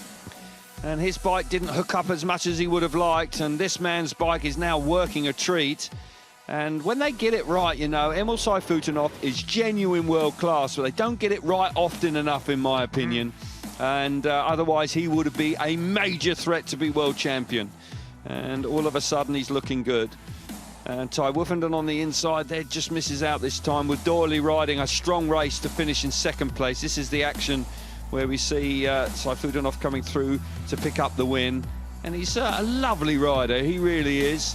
Here we see Doyle and Woofenden working hard for 2nd and 3rd, and try as he might, Woofenden can't quite get the better of the 2017 world champion. For that man, he's in the semi-finals, he's winning races back-to-back, and he's looking good, I tell you. He is, absolutely. Well, heat number 15 coming up next, and we have Freddie Lindgren off the inside gate in red, 2nd in the standings ahead of tonight. And a real opportunity now for Fast Freddie off the gate number 1 position. Wins this one, and he'll go on to 10 points. So that'll be into the semi-finals yet again for Freddie. He's off the inside here. Mikael Mikkelsen going off gate 2 in blue. Then it's Patrick Dudek, gate 3 white, and Mate Zegar going off the outside gate in yellow. Just a quick word on Dudek. I think Dudek needs a big performance from somewhere to convince people he should be back. And he's made a good start. He heard you there. He heard me. Gate number 3, Patrick Dudek has made the start nicely. He's got the lead ahead of Freddie Lindgren, who's now under pressure from Mate Zegar. And Zegar charging through. Lindgren hangs onto the bike, but he's gone to the back because Mikkelsen's come through as well. This is going to get interesting now. Look at Lindgren on the inside run. Oh, straight through brilliantly. He makes it look so easy, doesn't he? Wow, I don't think it was, because no, it wasn't. He had a bit of good fortune there, but by crikey, he took his opportunity. Superb start from Dudek away from gate number 3. What a roller coaster of a ride for Freddie Lindgren. He was at the back, he's now back into 2nd place. Unbelievable stuff. Zegar hanging on to 3rd place with a scrap with Mikael Mikkelsen. Into the last lap, Patrick Dudek. This is much more like it from him. He's riding nicely in front. He's got this race in the bag, no problem. Patrick Dudek is going to move on to 5 from 4 rides. A win in his last ride. may just nick a semi-final spot. God, I tell you what, Lindgren does it the hard way sometimes. Going into turn 3, he was bouncing and straightened up. I thought he was in real trouble. He then had to grab hold of the motorbike. He got it back in. They went wide again in the next lap, and he was able to come through into second place. What a race, and how much can happen in 60 seconds. Zagar was third on that occasion, and Mikkelsen at the back. He's only got 1 point from 4 rides now, but the point for Matti Zagar is quite handy. He moves on to 7 from 4 now and can still make the semi-final. What a start from gate 3. Brilliant start from Dudek. We just spoke about it, about he needs to do something special, and he delivered, and that's fantastic. Zagar there, that's the moment for Lindgren. He was unsettled by that move from Zagar, and he was bouncing out of shape. It was all untidy, but look how he recovers here. Mikkelsen then running wide and pushes Zagar wide as they go into turn 1 for the second time, and Freddie's able to recapture second place. Watch it down the back straight here, because Zagar chops to the inside there, unsettles him there. The bike's bouncing around. I tell you, he was uncomfortable there. He was hanging on for grim death. I tell you, there, that was wild. But he had the composure, he has the concentration to immediately switch back on and picks up a very useful second place. Here's a question for you, Kelv. Now, with this point system the way it is now, it's all about getting into the semi-finals to go for the big points in the final. Do we get to this stage when you're in the hunt for the title race where you start thinking a little bit more, I know the word safety in Speedway, it's a dangerous sport, but would you get off the gas occasionally just to protect your self-interest, your self-preservation? Well, I'm sure it's something that will go through your mind if you have the luxury of the points in the bag. Absolutely right, because you don't have to win every race now. You just don't have to. And we've seen Lindgren actually benefit big time from the new point scoring system in the opening round. Yep, so heat number 16 is coming up here now. And Jack Holder, the wild card, is off gate number 2 in blue. Needs a result here if he's going to have any chance, really, of making the semi-final. The man off the inside gate is the reigning champion, Bartosz Zmarzlik, and he's made a beauty. Sweet as you like. Away from gate 1, Bartosz Zmarzlik in the red helmet colour. Now down the back straight, Vasilek all over the place, in trouble, and gets himself out of trouble. Now charging through is Jack Holder. Watch out for Zmarzlik's back wheel. Vasilek, brilliant. Absolutely brilliant. And Janowski now in yellow as well is joining in. This is fun and games, and Zmarzlik's gone to 3rd. Well, I'll tell you what, the pressure's on the world champion now. He rode in the wrong place. He rode right around the inside. Too conservative, and Martin Vasilek had 2 goes at it, and the second time he said, well, I'm coming through. Janowski's followed him, and I'll tell you what, Maciej Janowski is really rapid in second place. He looks like a potential winner for me in this heat. Zmarzlik's going to have some big time work to do with 1 ride to go here. All of a sudden, drama. This is putting a lot of pressure on, and the championship could be changing here. Janowski around the outside. Can he do it? He's going to do the inside run. He's going to try it, but Vasilek has just held on. Good speedway. Good speedway. Wow. And Zmarzlik under pressure now. Yeah, absolutely. First to last. I don't think we've seen that all season.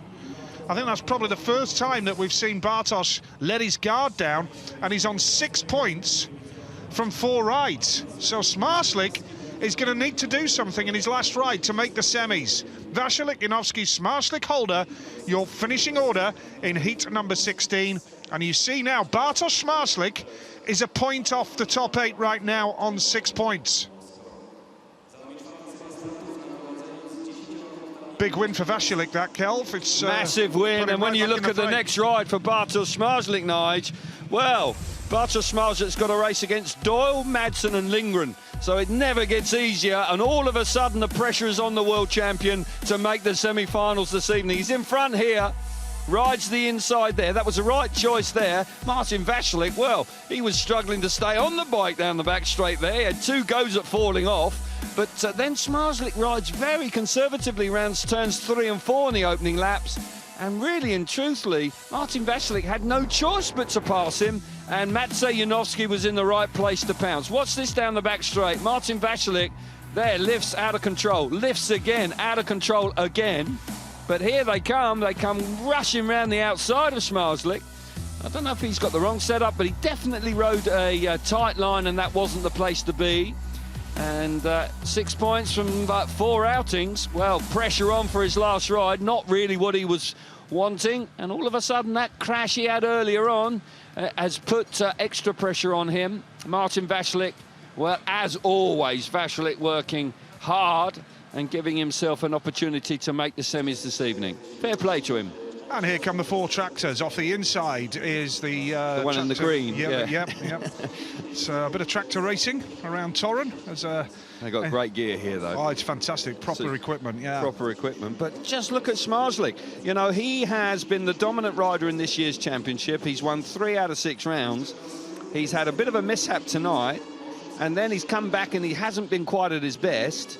And Heat 18 is drama. Could that dictate which way the World Championship goes, Nigel? It really could. He's got the inside gate, Kelv, and you would think that he would cash in from that point of view. But when you see Lindgren off 4, Madsen's quick tonight, and Doyle needs points. Exactly, you can't rule it out. That's not the sort of heat you'd want to have points out of, would you? Great lineup. Great line. It's good stuff, though, isn't it? It's giving us something to get excited about. It's livened up, hasn't it, Kel?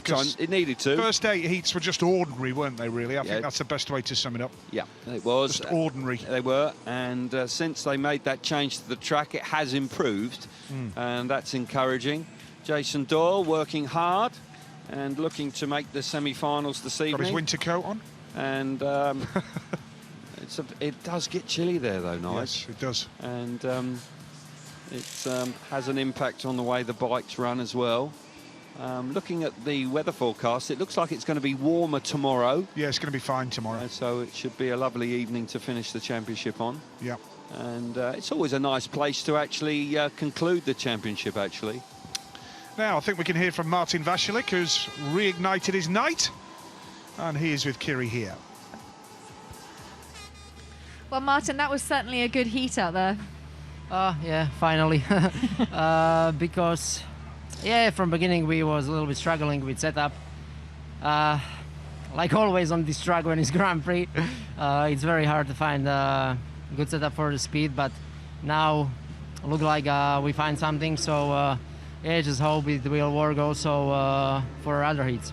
Yeah, for sure. It looks like you should have enough to get through to the semis as well, and you're also in contention for next year. Well, we will see. Still, it's not end, and still pretty long way to go. So I'm focused about now and just try my best every heat and just show my best. All right, thanks, Martin. Thank you. Yeah, he came into the evening on 63 World Championship points, which puts him 6 behind Doyle, who's in 6th place, so he's in 7th. So I'm sure he's got that in mind to try and make his way through. Now, this is crunch time here. And there's no doubt that they're working hard, and serious conversation going on there. Bartos gets well and truly involved in this. He doesn't just allow the mechanics to make the choices. He understands, and he is deep in conversation with his crew there to try and get it right for a very important Heat 18. I think he'll win that race. I'm going to put my neck on the line now. I think Bartos will win that race and get into the semis. If he didn't, and if he only ran 3rd and failed to make the semis, we could have a new World Championship leader going into the final night, which would be absolutely astonishing. Yeah, I can see it happening. I think they're struggling for setup. The track from his opening ride to now is very different. And I think that race where he actually tipped himself off the back was crucial, because now all of a sudden the next 2 races he hasn't been quite as fast, he hasn't been on it, and I think he's just a bit rattled, and he's only human, he's going to be rattled, and he's the championship leader trying to win his 2nd World Championship. It doesn't get much tougher than that, and the people are charging and hunting him down, so it's a massive character test in Heat 18. What's it like when you are waiting for your final Grand Prix the week before, and you are leading the title race and you know you can be world champion?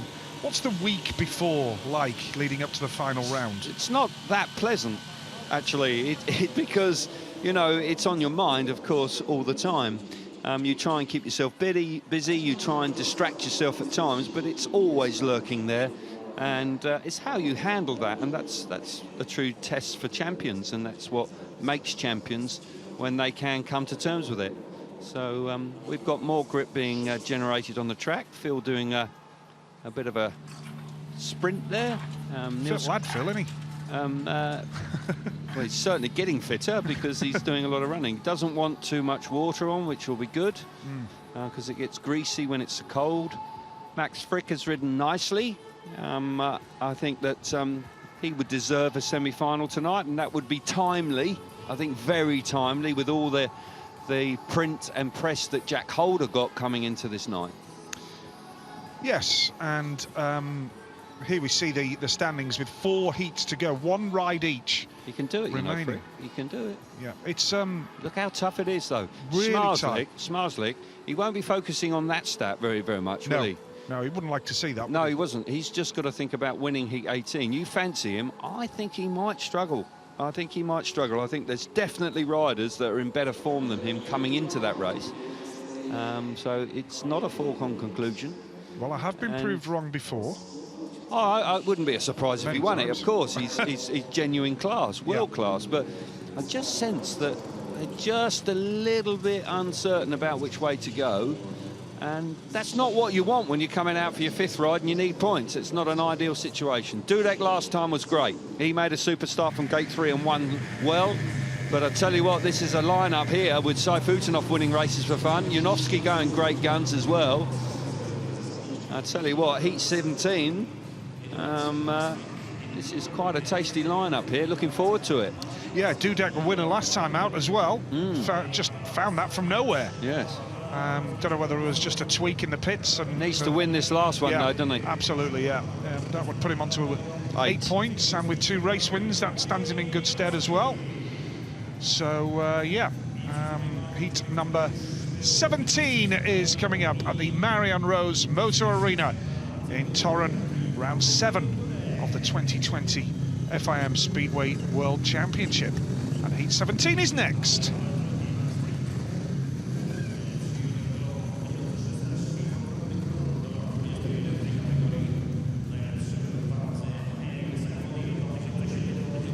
Heat number 17 is coming up with Max Frick off the inside gate, 7 points to his name. Emil Saifutinov hugely impressive tonight, gate 2. Maciej Janowski gate 3 with 10 points. And Patrick Dudek, can he repeat his race win of last time out? Put him on to 8, and with 2 race wins that would help him in countback if that was what was necessary. It's a big heat 17, a top lineup here, Cal. Indeed it is, and there are all sorts of permutations here. The rider in the blue helmet colour there, Saifutinov, has been riding really nicely in his last 3 outings. This man, Dudek, well, this is a tough call for him coming from gate 4. But if he can reproduce the sort of start he did last time, then who knows, he might just creep into the semi-finals tonight, but not an easy task. Max Frick on the inside has ridden well tonight and probably deserves a semi-final, but Grand Prix, it's tough and a cruel environment. There's not going to be any sympathy here from the other 3, that's for sure. Big lineup here, 17. Yep, heat 17 it is then here. A little bit nervy at the start, but that's a beauty from the inside gate from Max Frick. Superb in the red helmet colour. Now driving hard around the outside is Maciej Janowski, and up the inside. Brilliant. Makes it look easy. A bit of magic from Maciej Janowski. Max Frick is second right now. Saifutinov third. Frick. And Frick comes back up the inside again. Some terrific speedway here. Oh, they've scraped the outside and it's working. Look at this. Ding dong battle out in front. They've swapped places a couple of times, but Max Frick, he is going great guns here. Superb ride from him. Dudek looks like he may have just missed out here, but Maciej Janowski hooking up round the outside, coming on again in second place. This race is not over yet, but Max Frick looking like a semi-finalist from there. Yeah, this would be a great achievement for Max Frick. He's got the lead. Janowski trying the high line one more time, and he's got speed. He's going to come on strong for one last go in the banking in that 3rd and 4th turn. Frick's done enough, though, surely here now. Max Frick to the line. Brilliant ride. Second, and Emil Saifutinov in 3rd spot there. Patrick Dudek's night is over, but that was a great race, and what a performance from Max Frick of Australia. Stunning ride for the former Bellevue Aces man. Well, I tell you what, I'm chuffed to bits for him, because there's no question he would have been aware of what was being spoken about Jack Holder, but that's a sensational ride in a terrific lineup. Brilliant stuff from Frick. Yeah, Frick the winner, and he is in the semis. He's got 10 points, same as Emil Saifutinov on 10, Janowski on 12, That's superb. So there's 3 riders on double figures now that we know we'll see in the semi-finals. Well done, Max Frick. Great effort. Yeah, a timely performance. Very timely indeed, because he makes a lovely start. Just fell for him right here. But then Janowski, look at the grip he got there and the speed as he powered out of gate turn 2, excuse me. Gate 2 was all about Saifutinov this time. Doesn't make the start he was looking for, the Russian rocket. And just locks there, and that kills his speed, and Janowski's able to pounce. Then he comes through to hit the front. But Frick doesn't panic. I've got to give him a lot of credit here. He doesn't panic and then gets the better of the Polish boy, puts himself in the way. And Janowski, as hard as he tries, can't quite get back up the inside. Very good ride, that, from Frick. Classy ride. A tough ride, but it needed to be, because he wanted to win the race and move himself through into the semi-finals, which he achieved. Fair play to him, because they're teammates in Wrocław, so they know each other very well. But for Max Frick, 10 points. The best performance this season so far in the Grand Prix. Brilliant. Yeah, well done to him. And what about this for a lineup now? Heat number 18 is huge for this man in red, Bartosz Marslik. Only 6 points from 4 rides so far. Crunch time. It is crunch time. If he doesn't get a second place here, or preferably a first, he could be in a bit of trouble when it comes to making it through to the semi-finals. Doyle is off 2. Madsen is off 3. Lindgren, who's second in the World Championship before tonight, is off the outside, and he will be in the semi-finals. That's his 3rd bike. Bartosz Marslik, the world champion, on his 3rd bike. Things are not quite going to plan. What a Heat 18 we've got here. A throw of the dice for Bartosz Marslik. It's win or bust almost in heat number 18. Here we go, the green light is on, and into that first turn, Doyle's got there. Smarslik now will move him wide. That allows Madsen the run on the inside. Has Smarslik got the drive? Yes, he has, off gate 1 in red. But has he got the speed now? Because Doyle tries the outside run. Lindgren is coming through as well. They're all bunched up going into lap 2. Smarslik looking good here, but he's got a little bit of work to do, Kelvin. Well, he's coming good when he really needed to. Fair play to the world champion. Great stuff for 2nd place. That's going to do Smarslik a big favour, because all of a sudden he might have a little bit of breathing space with Doyle coming through big time on Freddie Lindgren. Now Madsen's in the mix as well, and that's allowing Bartosz Smarslik just to pull away a little bit out in front. This was a crucial run. Oh my goodness, they're packing in behind him. 1 lap to go. Proper speedway here in 18. Lindgren again up the inside run. Holds on. Oh, how close can you get? Madsen now on the inside run in the last lap, and we're watching the leader, Bartosz Smarslik. 2nd place, Jason Doyle. 3rd, Freddie Lindgren. Wow. And Leon Madsen trails into the back. What a speedway race that was. Ride of a champion there from Bartosz Smarslik, Nige. He came good. You had the faith in him. I wasn't sure. He came good when he really needed to. I don't think that was about the bike he chose. I think that was just he really wanted it there. They're not quite sure on the setup tonight, but when the chips were down, the world champion came through. Doyle 2nd. Good ride from Jason Doyle, and that puts him on a 9, and a 3rd place in the end for Fredrik Lindgren of Sweden. It was quite a wild race going on behind. They were really having a go for 2nd, 3rd and 4th. Yeah. Let's watch it again. Smashing start. I tell you what, Doyle made a great start there, but Smarslik, he just got there. The inside gate kind of saved him there. Down the back straight, they're queuing up behind him. He hasn't got lots and lots of speed, Smarslik, now. And they very nearly, Freddie Lindgren right in the thick of the action, and Doyle then come charging up the inside of the Swede. And the Aussie and the Swede, I'll tell you what, that was really tough racing. Freddie having a good look at him, that's to come out of the throttle. Madsen then gets in on the act. Throw a blanket over 2nd, 3rd and 4th. Brilliant speedway, World Championship speedway at its best. But for world champion Bartosz Smarslik, that saves his night, Nigel. That was a crucial win for him. It's livened up, Kelv. The track's come to the riders now as well. Well, I congratulate what they've done with the track, because that has transformed it, because the first 8 races were dull, and now all of a sudden it's proper speedway. 9 points when it was looking unlikely. That last race saved Smarslik, and he's back in the hunt. Brilliant, absolutely. So we're up to heat number 19, and that man in the white helmet colour is the unmistakable sight of Ty Wofferden, who's on 7 points. Needs points here. Mika Mikkelsen and Antonio Lindback on the inside of him, and Jack Holder, the wild card, is on the outside of him. So on paper, and I know not a lot is won on paper, but Ty Woffinden should be favourite on form. Yeah, I agree with that. Form.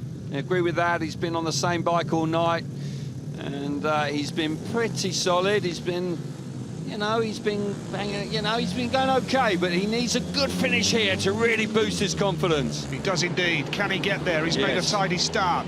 Can he outstrip Mikael Mikkelsen in red? He can. That's a lovely ride from Ty Woffinden, and here comes Jack Holder on the inside run now, trying to get the better of Mikael Mikkelsen, which he's done. Lindback is the man in the blue helmet colour, the Swede. But this is a tidy ride from Ty Woffinden. It was an intelligent use of the track, rode the right line, and it's paying his rewards here in heat number 19. Yeah, Woffinden pushing on, smashing start from gate number 3. Holder coming through into second place, but he's getting a bit vulnerable there. That's a good long look at Mikael Mikkelsen, sort of saying, what are you doing? Leave me alone, I want second place. Woffinden, though, he's cleared off out in front. This will finish nicely for him, and he'll be safely through into the semi-finals. 1 lap to go. Jack Holder, the wild card. I reckon he'll be better tomorrow. He'll be calmer, slightly less nervous, should be able to start a little stronger. This time, though, Woffinden's going to win in style. Third win in 5 outings for the triple world champion, Ty Woffinden. Good ride from him in heat number 19, with Jack Holder second, Mikael Mikkelsen in third, and Antonio Lindback at the back. But well done, Ty Woffinden. We'll see him again in the semi-finals, Cal. We will indeed, and it was a nice ride, fairly untroubled out in front. A little bit of a ding-dong battle going on for second place between Mikkelsen and Holder, but Holder hangs on for that. But Woffinden comfortably through to the semis now. Yeah, Mikkelsen third and Lindback at the back, and Ty Woffinden on 10. And there is a host of riders on double figures now, and 8 points is not enough for the semi-finals tonight, by the way it's shaping up. You need 9. Yeah, competitive night. And Mikkelsen makes a good start initially, but that run from gate 3 from Woffinden works a treat. Holder comes up the inside of the Dane here and squeezes through. Pushes Mikkelsen wide here and holds it there. Gets tight for second place because Holder sort of then actually allows Mikkelsen to come back at him. But Mikkelsen can't get the better of the Aussie, and Jack Holder finishes in second place here with 2 points to his name. But Woffinden's the important man because he's through to the semi-finals.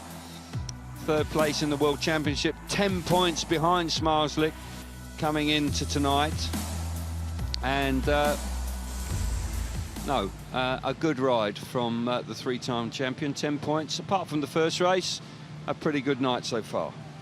Yep, so we're up to heat number 20 here. Zagar, Laguta, Iversen and Vasulik is your lineup for this one. Now, Martin Vasulik's on 7 points so far tonight. Matti Zagar is on 7 points.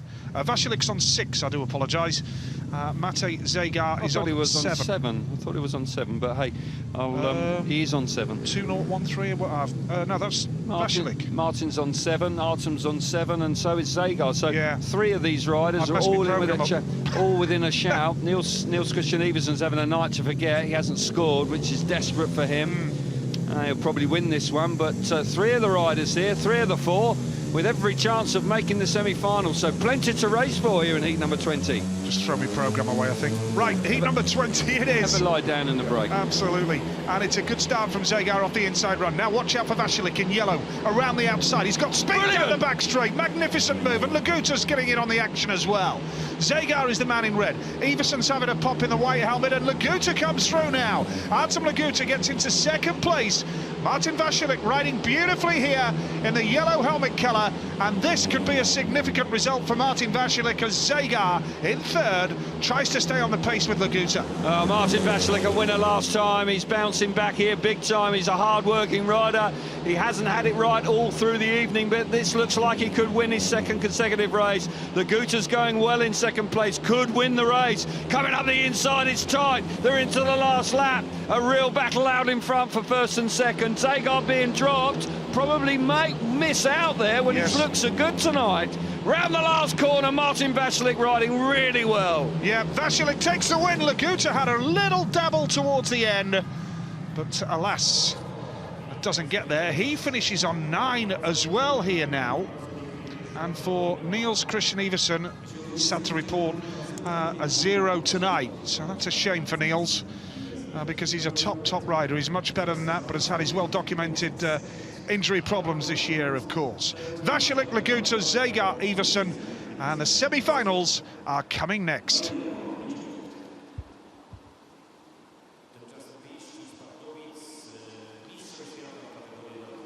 Yeah, super ride from Martin there, and it'll be interesting to see who gets in and who misses out here. It's here we see it. First corner, Martin Vasilik in the right place there. That grip up on the banking there works a treat. Charges around the outside of Zagar. Zagar's faded away here. He looked really good earlier on. Artem Laguta had lots of speed here, and he comes through the pack and actually puts lots of pressure on Vasilik out in front. Can't quite get to him. That's the move from Laguta that seals him, probably puts him into the semi-finals. We'll have to wait. But it's a nice ride from the Russian, who is outside the top 6 and wants to put in a big performance. He wants to be a Grand Prix rider next year. Of course he does. Martin Vasilik, the same. The motivation to be in the Grand Prix series next year is strong. He's outside the top 6. Wants to be in there, charging hard, putting pressure on Doyle, who is in 6th. But for Martin Vasilik, the last 2 rides, he has got himself really sorted out, and he's finished with a bit of a rattle there. Struggled early on, admitted that they hadn't quite got it right, but the last 2 rides, he's ridden really nicely. Well, it's turned into an enjoyable Grand Prix now for the last 12 races or so. It's been really good. It's been entertaining. Meeting of 2 halves, really. Yeah. And, you know, the first bit was a bit dull, and then proper speedway now. Proper speedway, and I compliment what they've done with the track, because they've done the right things, because they've enabled the riders to use all of it, and we're seeing the option of the outside line as well as the inside, and that's what gives this track its character. You know, you never really feel comfortable when you're in front, because riders have the options to try different lines. So brilliant stuff. Yep, and they've got the machinery to make it work here at Torun. There's no question about that. Good to see a crowd in, as I said earlier, and Friday night at the Speedway. It is enjoyable, despite the look of that fella. We're having a good night. And it's going to be fascinating now to see what develops with the semis and the final, and you know, pressure on Smarslik again to make it through to the final. I tell you what, that was a character-building ride, and he needed it. I tell you, look, you can say, oh, he's got the inside gate, you know, all the rest of it, but I tell you, he delivered under huge pressure. Deep, didn't he? He had to, and when you looked at the action going on behind him, thank God he couldn't see it, because they were coming hard at him. But that showed great character. They're not comfortable. They're riding all the bikes they got with them, and that is a clear sign that they're not quite settled. So he has scrapped his way into the semi-finals, desperate to hang on to his championship lead, desperately wants to retain his title. Somebody got a calendar for next year there, a Speedway calendar. Let's hope it's on. More of a normal 2021, shall we say, in terms of Speedway fixtures. Let's hope it's on. Yes. I think it definitely will be in this part of the world. Yes. Whether it will be in other parts of Europe, time will tell.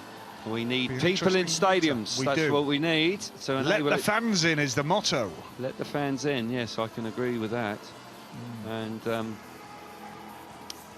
here we see a Smarslik sponsor or fan, certainly very pleased.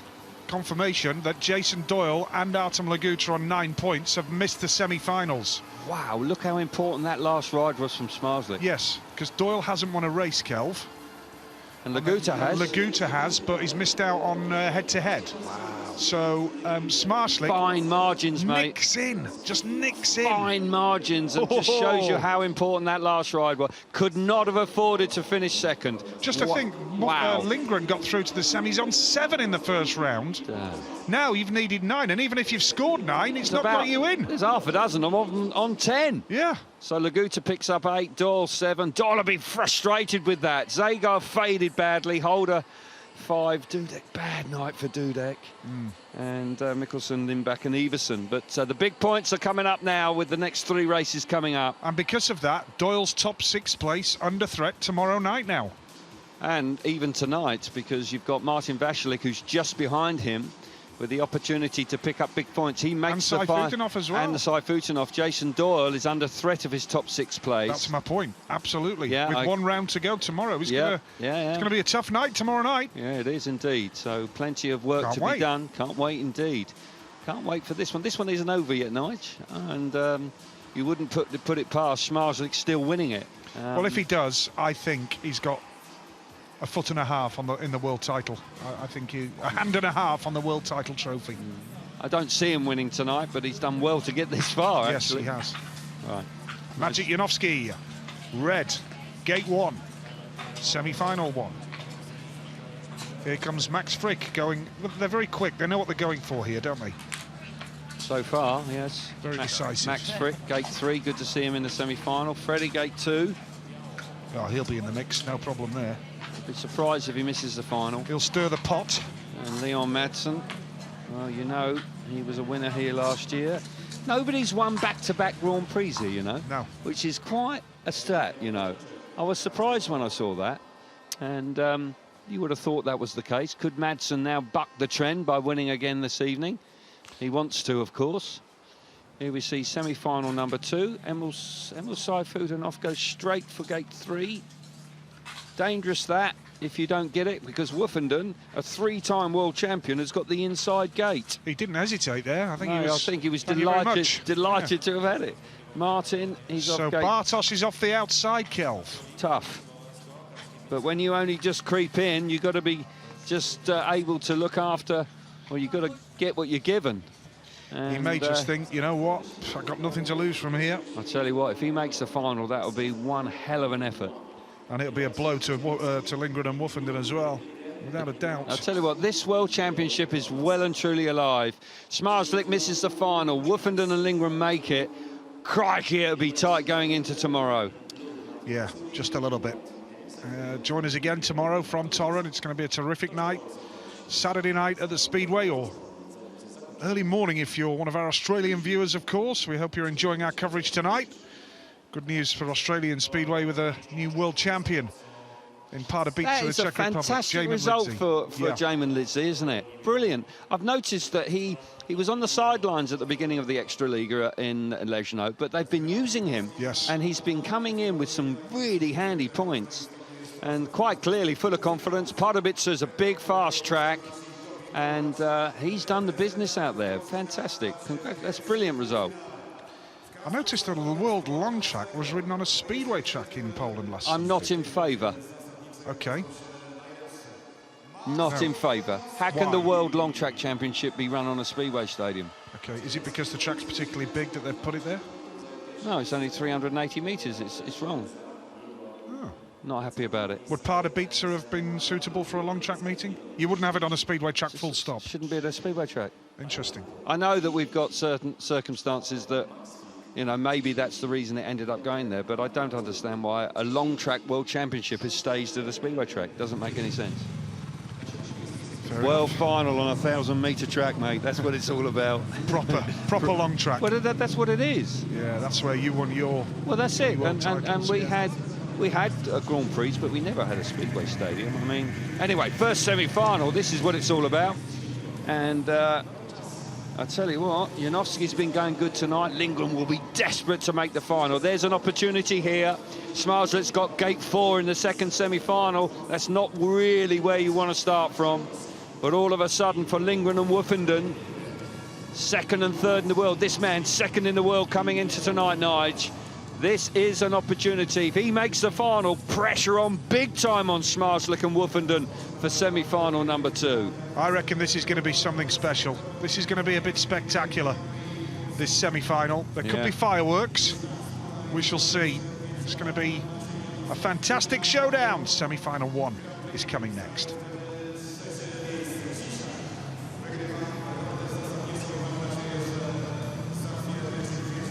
Here we go. What a lineup. Expect anything.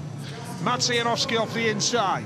Freddie Lindgren, the world number 2 as of now, the second in the world standings. Freddie Lindgren off gate 2 in blue.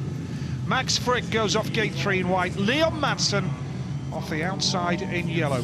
Oh, it's exciting times now. The racing really has livened up in the second half of the meeting. Really can't take your eyes off it. So many different permutations going on here. Riders' reputations, riders' futures on the line now. We've got tonight to go, the 2 semi-finals and a final, and of course we've got it all to happen again tomorrow as well. Double headers, I love them, Nigel. I absolutely love them. Freddie Lindgren, you've got to be thinking this is a wonderful opportunity. Smarslik's got gate 4 in the next semi-final. This man must lay down a gauntlet by making this final tonight. Yeah, Smarslik watching keenly. Pressure on. Yep, so gate 4 for the champ of the second semi-final, the outside run. Now, here we go. First semi-final. Can that man heap the pressure on Bartosz Smarslik? Can he make yet another final? Fast Freddie Lindgren in blue. Here we go. Janowski's nailed it from the start beautifully. Now here comes Lindgren in blue. Which Madsen almost comes off the bike again. Here's Max Frick up the inside of Freddie Lindgren. Oh my goodness me! Where has he found that from? Max Frick riding the race of his life. Janowski is second. Lindgren is third. Madsen trailing off at the back. What an opening lap of Speedway that was. Max Frick just coming from nowhere. Fired himself to the front. Superb ride from him. Janowski hanging on in second place. Freddie Lindgren almost coming down. How Leon Madsen stayed on in the first corner, I don't know. But he's out the back. He's going to miss out this time. Freddie Lindgren, he could miss out here. Max Frick. What a ride from the Aussie boy here. This will be a huge boost to the watching Bartosz Smarslik. His main rival at the moment, Freddie Lindgren, is not going to make the final. His night is going to end here and now. Yeah. Freddie Lindgren. But what a performance from Max Frick in white. Wonderful ride from him. Second place, Mats Janowski. Lindgren was third, and Madsen at the back, but just pleased to see Leon still on the bike. Drama, real drama there. Freddie Lindgren misses a trick, no question about it. Didn't get away quite as well as he would have liked, because Janowski absolutely nailed the start, but Frick rode like a god there. That was a fabulous ride. Don't think he's ever ridden better. Janowski second, Lindgren third, Madsen at the back. Wow. Frick comes of age here in the Marianne Rosa Arena. I'll get it out in a minute. What is it? The Marianne Rose Arena. Marianne Rose Motor Arena. There you go. You know how to say it. But Max Frick, that was a smashing ride from him. Janowski hanging on in second place. Freddie Lindgren just missing out. He'll be desperately disappointed, that particularly if Smarslik makes it. But it does do Smarslik a favour, that's for sure. Here we see him again. Leon Madsen, how on earth he didn't run in the back of Frick and take him down. Frick's going to be very grateful when he sees the replay, because not only did he not get clouted by Leon Madsen in the first corner, he recovers beautifully in the first corner, charges down that back straight and goes from third to first. Look how close that was. I mean, that really, he's completely oblivious to it.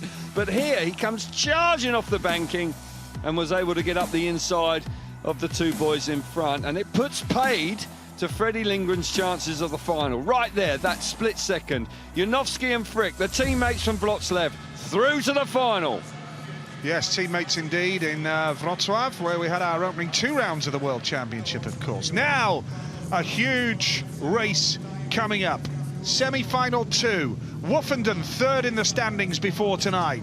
Smarslik, the series leader, going off the outside gate in yellow. Wow, what a lineup. Woofenden, Vasilik, Sayfutinov and Smarslik. Vasilik and Sayfutinov will know that Doyle's night is over. There's a place in the top 6 on the line and an automatic spot for next year as well. There's all sorts of permutations. So much to race for here. You just got to put your head down and go for it. Smarslik, you know, is going to give it absolutely everything. Gate 4, not ideal. Here we go. And the result of this race will determine what points Freddie Lindgren has scored tonight. He's not there. It's all very tight in the first turn there. Here comes Smarslik up the inside run. And now Sayfutinov around the outside. It's all getting bunched up. Sayfutinov on the inside. He's got the speed on Woofenden. And Woofenden's back up the inside here. Oh, it's getting mighty close. Stay on your line, boys. Unbelievable first lap from Bartosz Smarslik. It was nowhere off the start. He came charging through. He went from last to first by the end of the first lap. Sayfutinov now coming on strong. Woofenden, who made a great start off the inside. He's under pressure. Sayfutinov is really quick in third place. Quicker. He's quicker. He is indeed.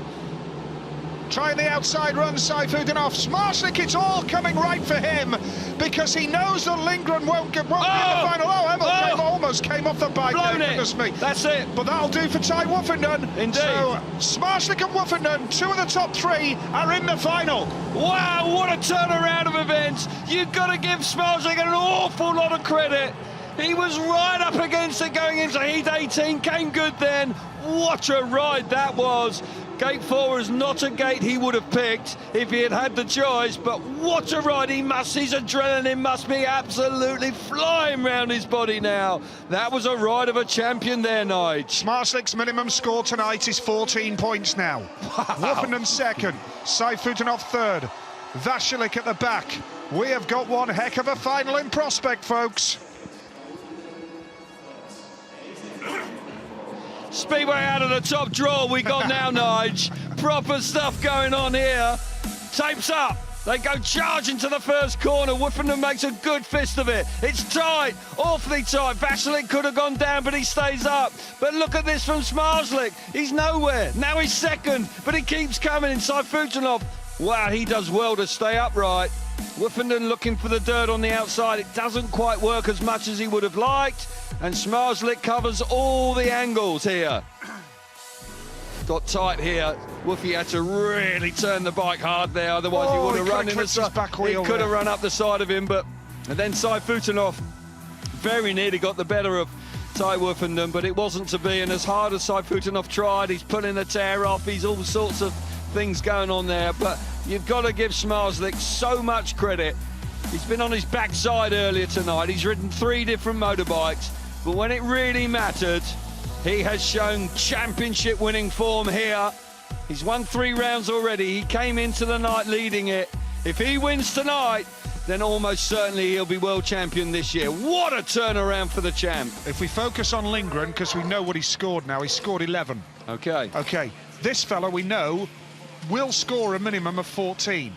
So he's going to be 3 points ahead of Lindgren in the points tonight, okay? And that means that it'll be 10 clear of Freddie going into the final round tomorrow.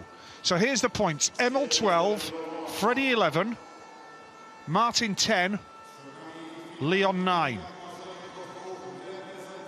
Laguta 8, Doyley on 7. So from Doyley's point of view, Kelv, it's good that Vasilik... So Smarslik's guaranteed 113? Yes. Okay, so you've got to say that 90, what he's on 103. So it's going to be 10 points in front of Lindgren. Lindgren. I just said, yeah, exactly. Yeah. So that's and it all depends now on what Woofenden does. Yeah. I think Smarslik's in the driving seat here, massive. Big time, isn't he? You know, that win in Heat 18, creeping into the semi-finals on 9. When you look back at that now, how important was Heat 18? That could well be the defining moment in this year's championship chase, Nige. Yeah, absolutely. It's what a night, though. This has been so exciting in the last 8, 12 races. And Smarslik has shown us what it's all about. Winning world championships is never easy. No matter how much of a lead you've got, you've always got to come up against it.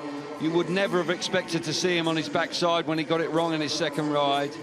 He then wasn't quite as convincing as he would have liked in the next 2. And Heat 18 is when he turned his fortunes around. And then coming out and winning that semi-final from nowhere. I mean, crikey, it doesn't get much better than that. Fantastic stuff. Yeah. We've seen some terrific speedway tonight. Really have. It's been fantastic. So Woofenden, if he wins, if Woofenden wins, he'll be on 109. That would still be 4 points behind, even if Smarslik runs 4th. Yeah. He would have a 4-point lead going into tomorrow night. That would be quite interesting if that were to happen. Make it interesting, yeah. Absolutely right. But either way, Smarslik can't lose the lead in the championship now. Yeah. So we know he's going to, we know for sure he's going to be well and truly in the driving seat ahead of tomorrow night. You'd rather be in his position for sure. Yeah, it'd be handy if he wins it, then obviously he will have a huge lead going into tomorrow night. Yes, so it's all set up beautifully. It won't be a winning lead tonight. He can't win it tonight. He can't win it tonight, No, he can't win it tonight. No. So, yeah, we'll see what happens here now in terms of But you've got to give Bartek a plenty of credit, haven't you? Yes. Because he's had an indifferent night. And fair play to him, the way he's turned that around in his last 2 rides. Well, it's I don't think anybody would have fancied Heat 18. You know, that lineup. And Freddie just missing out there in his first semi-final. Max Frick coming up with an absolutely stunning ride in the first semi-final. What a ride from him. And you just wonder whether that's going to convince the organisers. Max Frick for the win. Wow. Could he do it? You got Lindgren on 103 now, Kelv? Yeah. Thank you. Just that check. Yeah. Where are you going? Bartos? Bartos, gate 3, yeah. Bartek. Well, he can make it happen from anywhere, can't he? Yeah, he can start outside the stadium and win a race. And I think it's, yeah, that was a brilliant ride. So, Maciej Janowski, I'm sure he'll go gate 2. Be surprised if he goes gate 4. Yep. See what happens here. I think I'd go gate 2. Yeah, I think he was teasing Ty. Well, Ty could do one of those big turnbacks. We've seen him do it before. Yep, he's off gate 4, Ty Woffenden. If he could win tonight, it would help. Yes. Of course be a it huge would. result, yeah. And he's done remarkably well, Woffenden, with that problem with his hand. He's not fully fit, and he's riding very well, considering that. And he's keeping himself in the hunt here. The odds are against him, but you never know. And there's still racing to come tomorrow, of course. And when you see the unpredictability of what happened tonight, you could have imagined that Schmarzlik was going to do what he did when he got off his bike in the second race. You know, he could have got ridden over by Frick and game over. I would think, and it can't be easy telling a rider to do this, but I would think that Schmarzlik has to, yeah, he'll go for the win, but also will there be that little bit of caution? Don't do anything silly. Don't get hurt. Do you know what? I don't think he's got that in his vocabulary. vocabulary. He's probably not, no. Because we've seen that on a couple of occasions already in Prague, where he didn't have to go for a win, and he did. I think he's just a racer at heart, and I think that it might get him into trouble from time to time, yeah. but it may have done in that second race when he was maybe pushing a bit too hard. But yeah, I've got to believe that he's going to be... he'll be going for the win here. I'll tell you what, Kel, the battle for the top 6 as well. Tight. Well, Doyley's on 76 in 5th. Vasilik 73, Emil 72. He's in 7th. But Janowski will leapfrog all of them. So Jason will be 6th tonight. 3 points clear of Vasilik and 4 points clear of Emil. Janowski came into the night on 71. He did. So he'll have... And he can get 14 here. He can move on to 86. 85 Yeah. if he finishes 4th here. Yeah, so he's well in the top 6, you know. Oh, there's no problem there. No. There's no problem there. It's the battle for sort of 6th, 7th and 8th, isn't Yes. it? That's where the real battle for it. It's down to a battle for 1 spot for next year. Out of 3 riders. Absolutely. Yeah. And that just adds fascination for me. Brilliant. Oh, yeah, to us all, because that's Grand Prix survival on the line. You don't really want to be waiting until Monday of next week to hear whether you're in or out, do you? No. If you can secure it tomorrow night, happy days. Just wonder what the calendar will look like next year. It's going to be fascinating to... I shouldn't think anybody does know. No, absolutely. There must be a one in place. Well, we know Cardiff's set for July. We know Cardiff is set for July. And you would think, whatever the circumstances are, Cardiff is never full. We can only but hope that we can have 20,000. 30,000 maybe, yeah, something like that. So it's a question of whether it's viable then, isn't it? Yes. Unless a vaccine comes along and we can all just carry on as normal. Yeah. Yeah. That's we'll the see. key. Yeah. We need that to be the cavalry, the pandemic. I wish I was clever enough to find one. I think I'd be a pretty wealthy man. I've been drinking methanol regularly. I think that might be the cure. Well, you're all right. You're healthy, aren't you? It's quite tough on you. Is it? But it protects you. It protects me from it. Yeah. Max Frick, what a night he's Are had. you sure it's only methanol you've been drinking? Well, I don't know. It might be a bit of a cocktail. You never know. It might be a bit of tonic with it. Here we go. Here we go. Here we go, indeed. Massive moment in the World Championship. Yeah. And if Ty Woffinden wins, he'll go on to 119. So if Smarslik finishes 4th then, He'll have a 4-point lead. he'll have a 4-point lead, which would set it up beautifully for tomorrow night. So let's see. 109 he'd be on, and he'd be on 113, yeah. So Smarslik needs to be in the first 3, and he'll have a handy lead going into tomorrow night, whoever wins. Obviously, if Wooffinden's behind him, that does him a favour as well. Massive favour, absolutely. So it's the grand final. We've had a terrific night at Speedway. Round 7 to be decided here.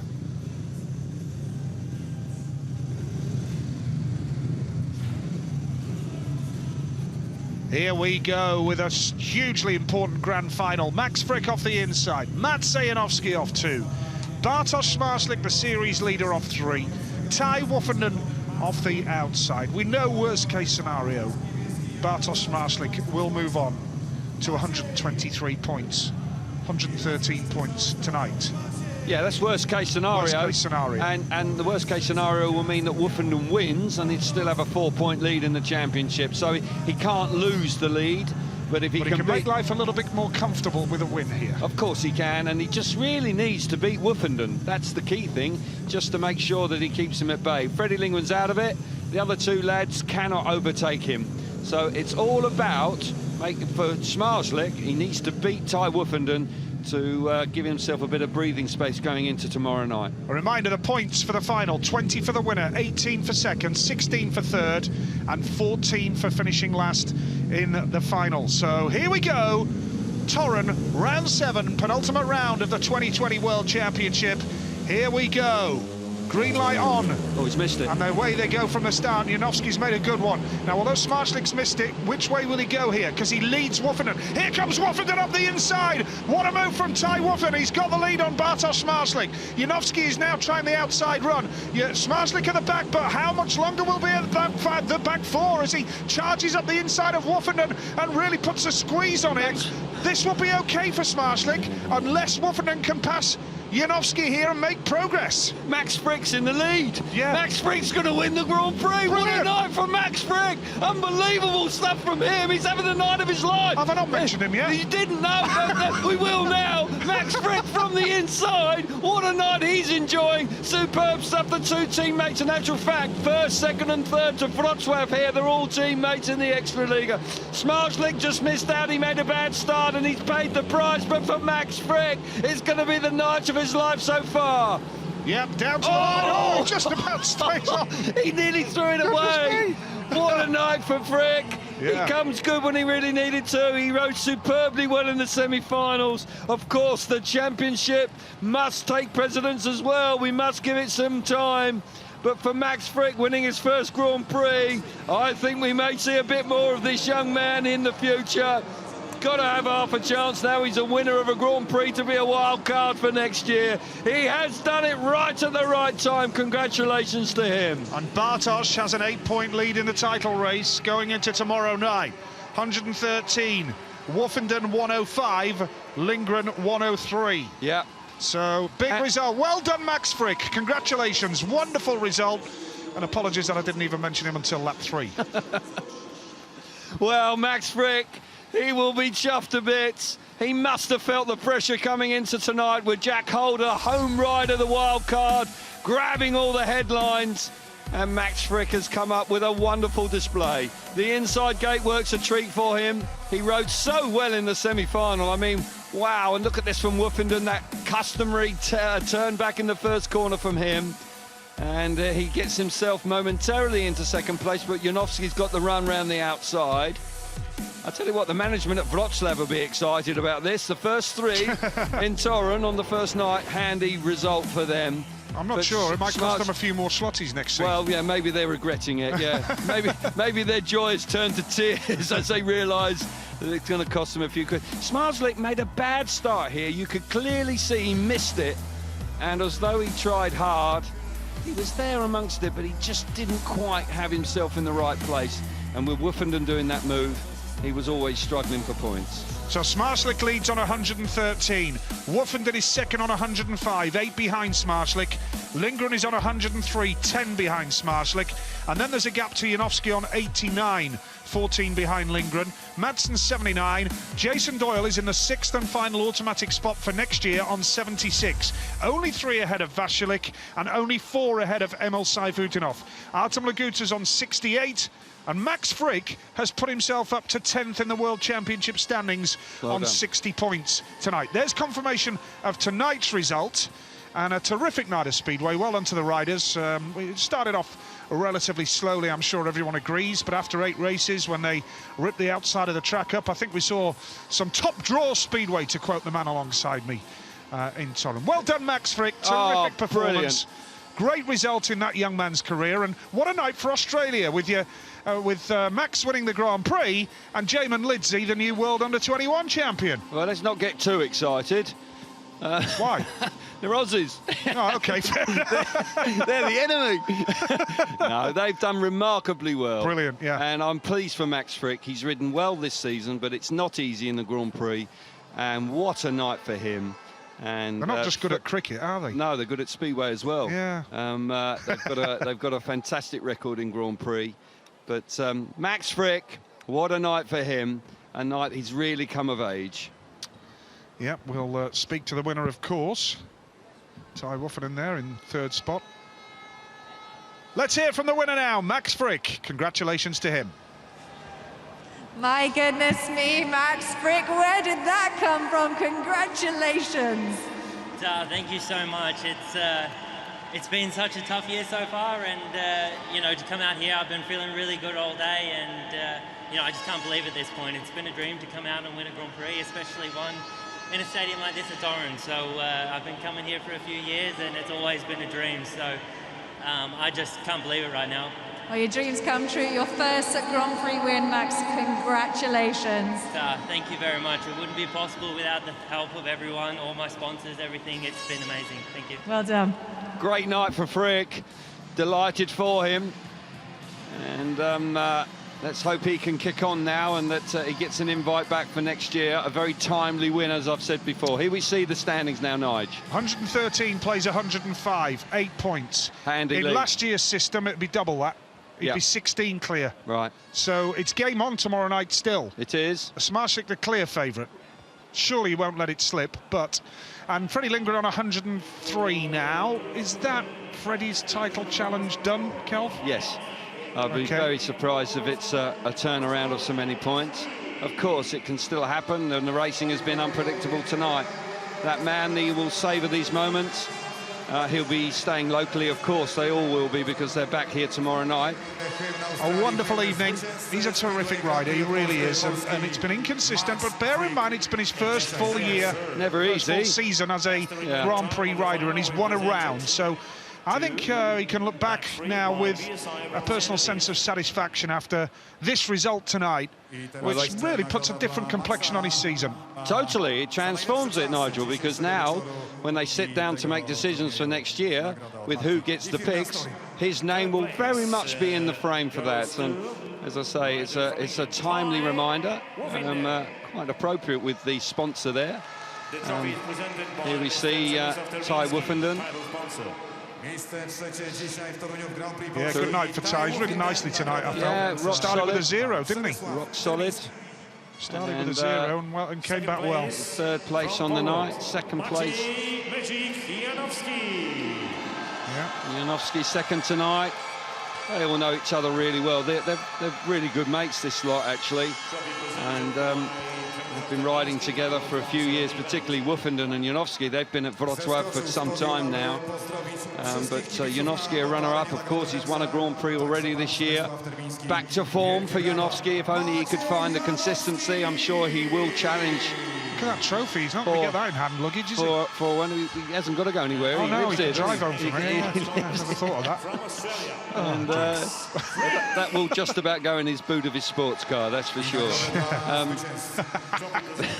But Max Frick, What a night for Max. The Aussies are doing the business. They've won the Under-21 World Champion. They've won the Grand Prix tonight. They won the British final. Rory Schlein. Earlier Rory on. Schlein. Rory Schlein wins the British final earlier in the week. What a week for the Aussies.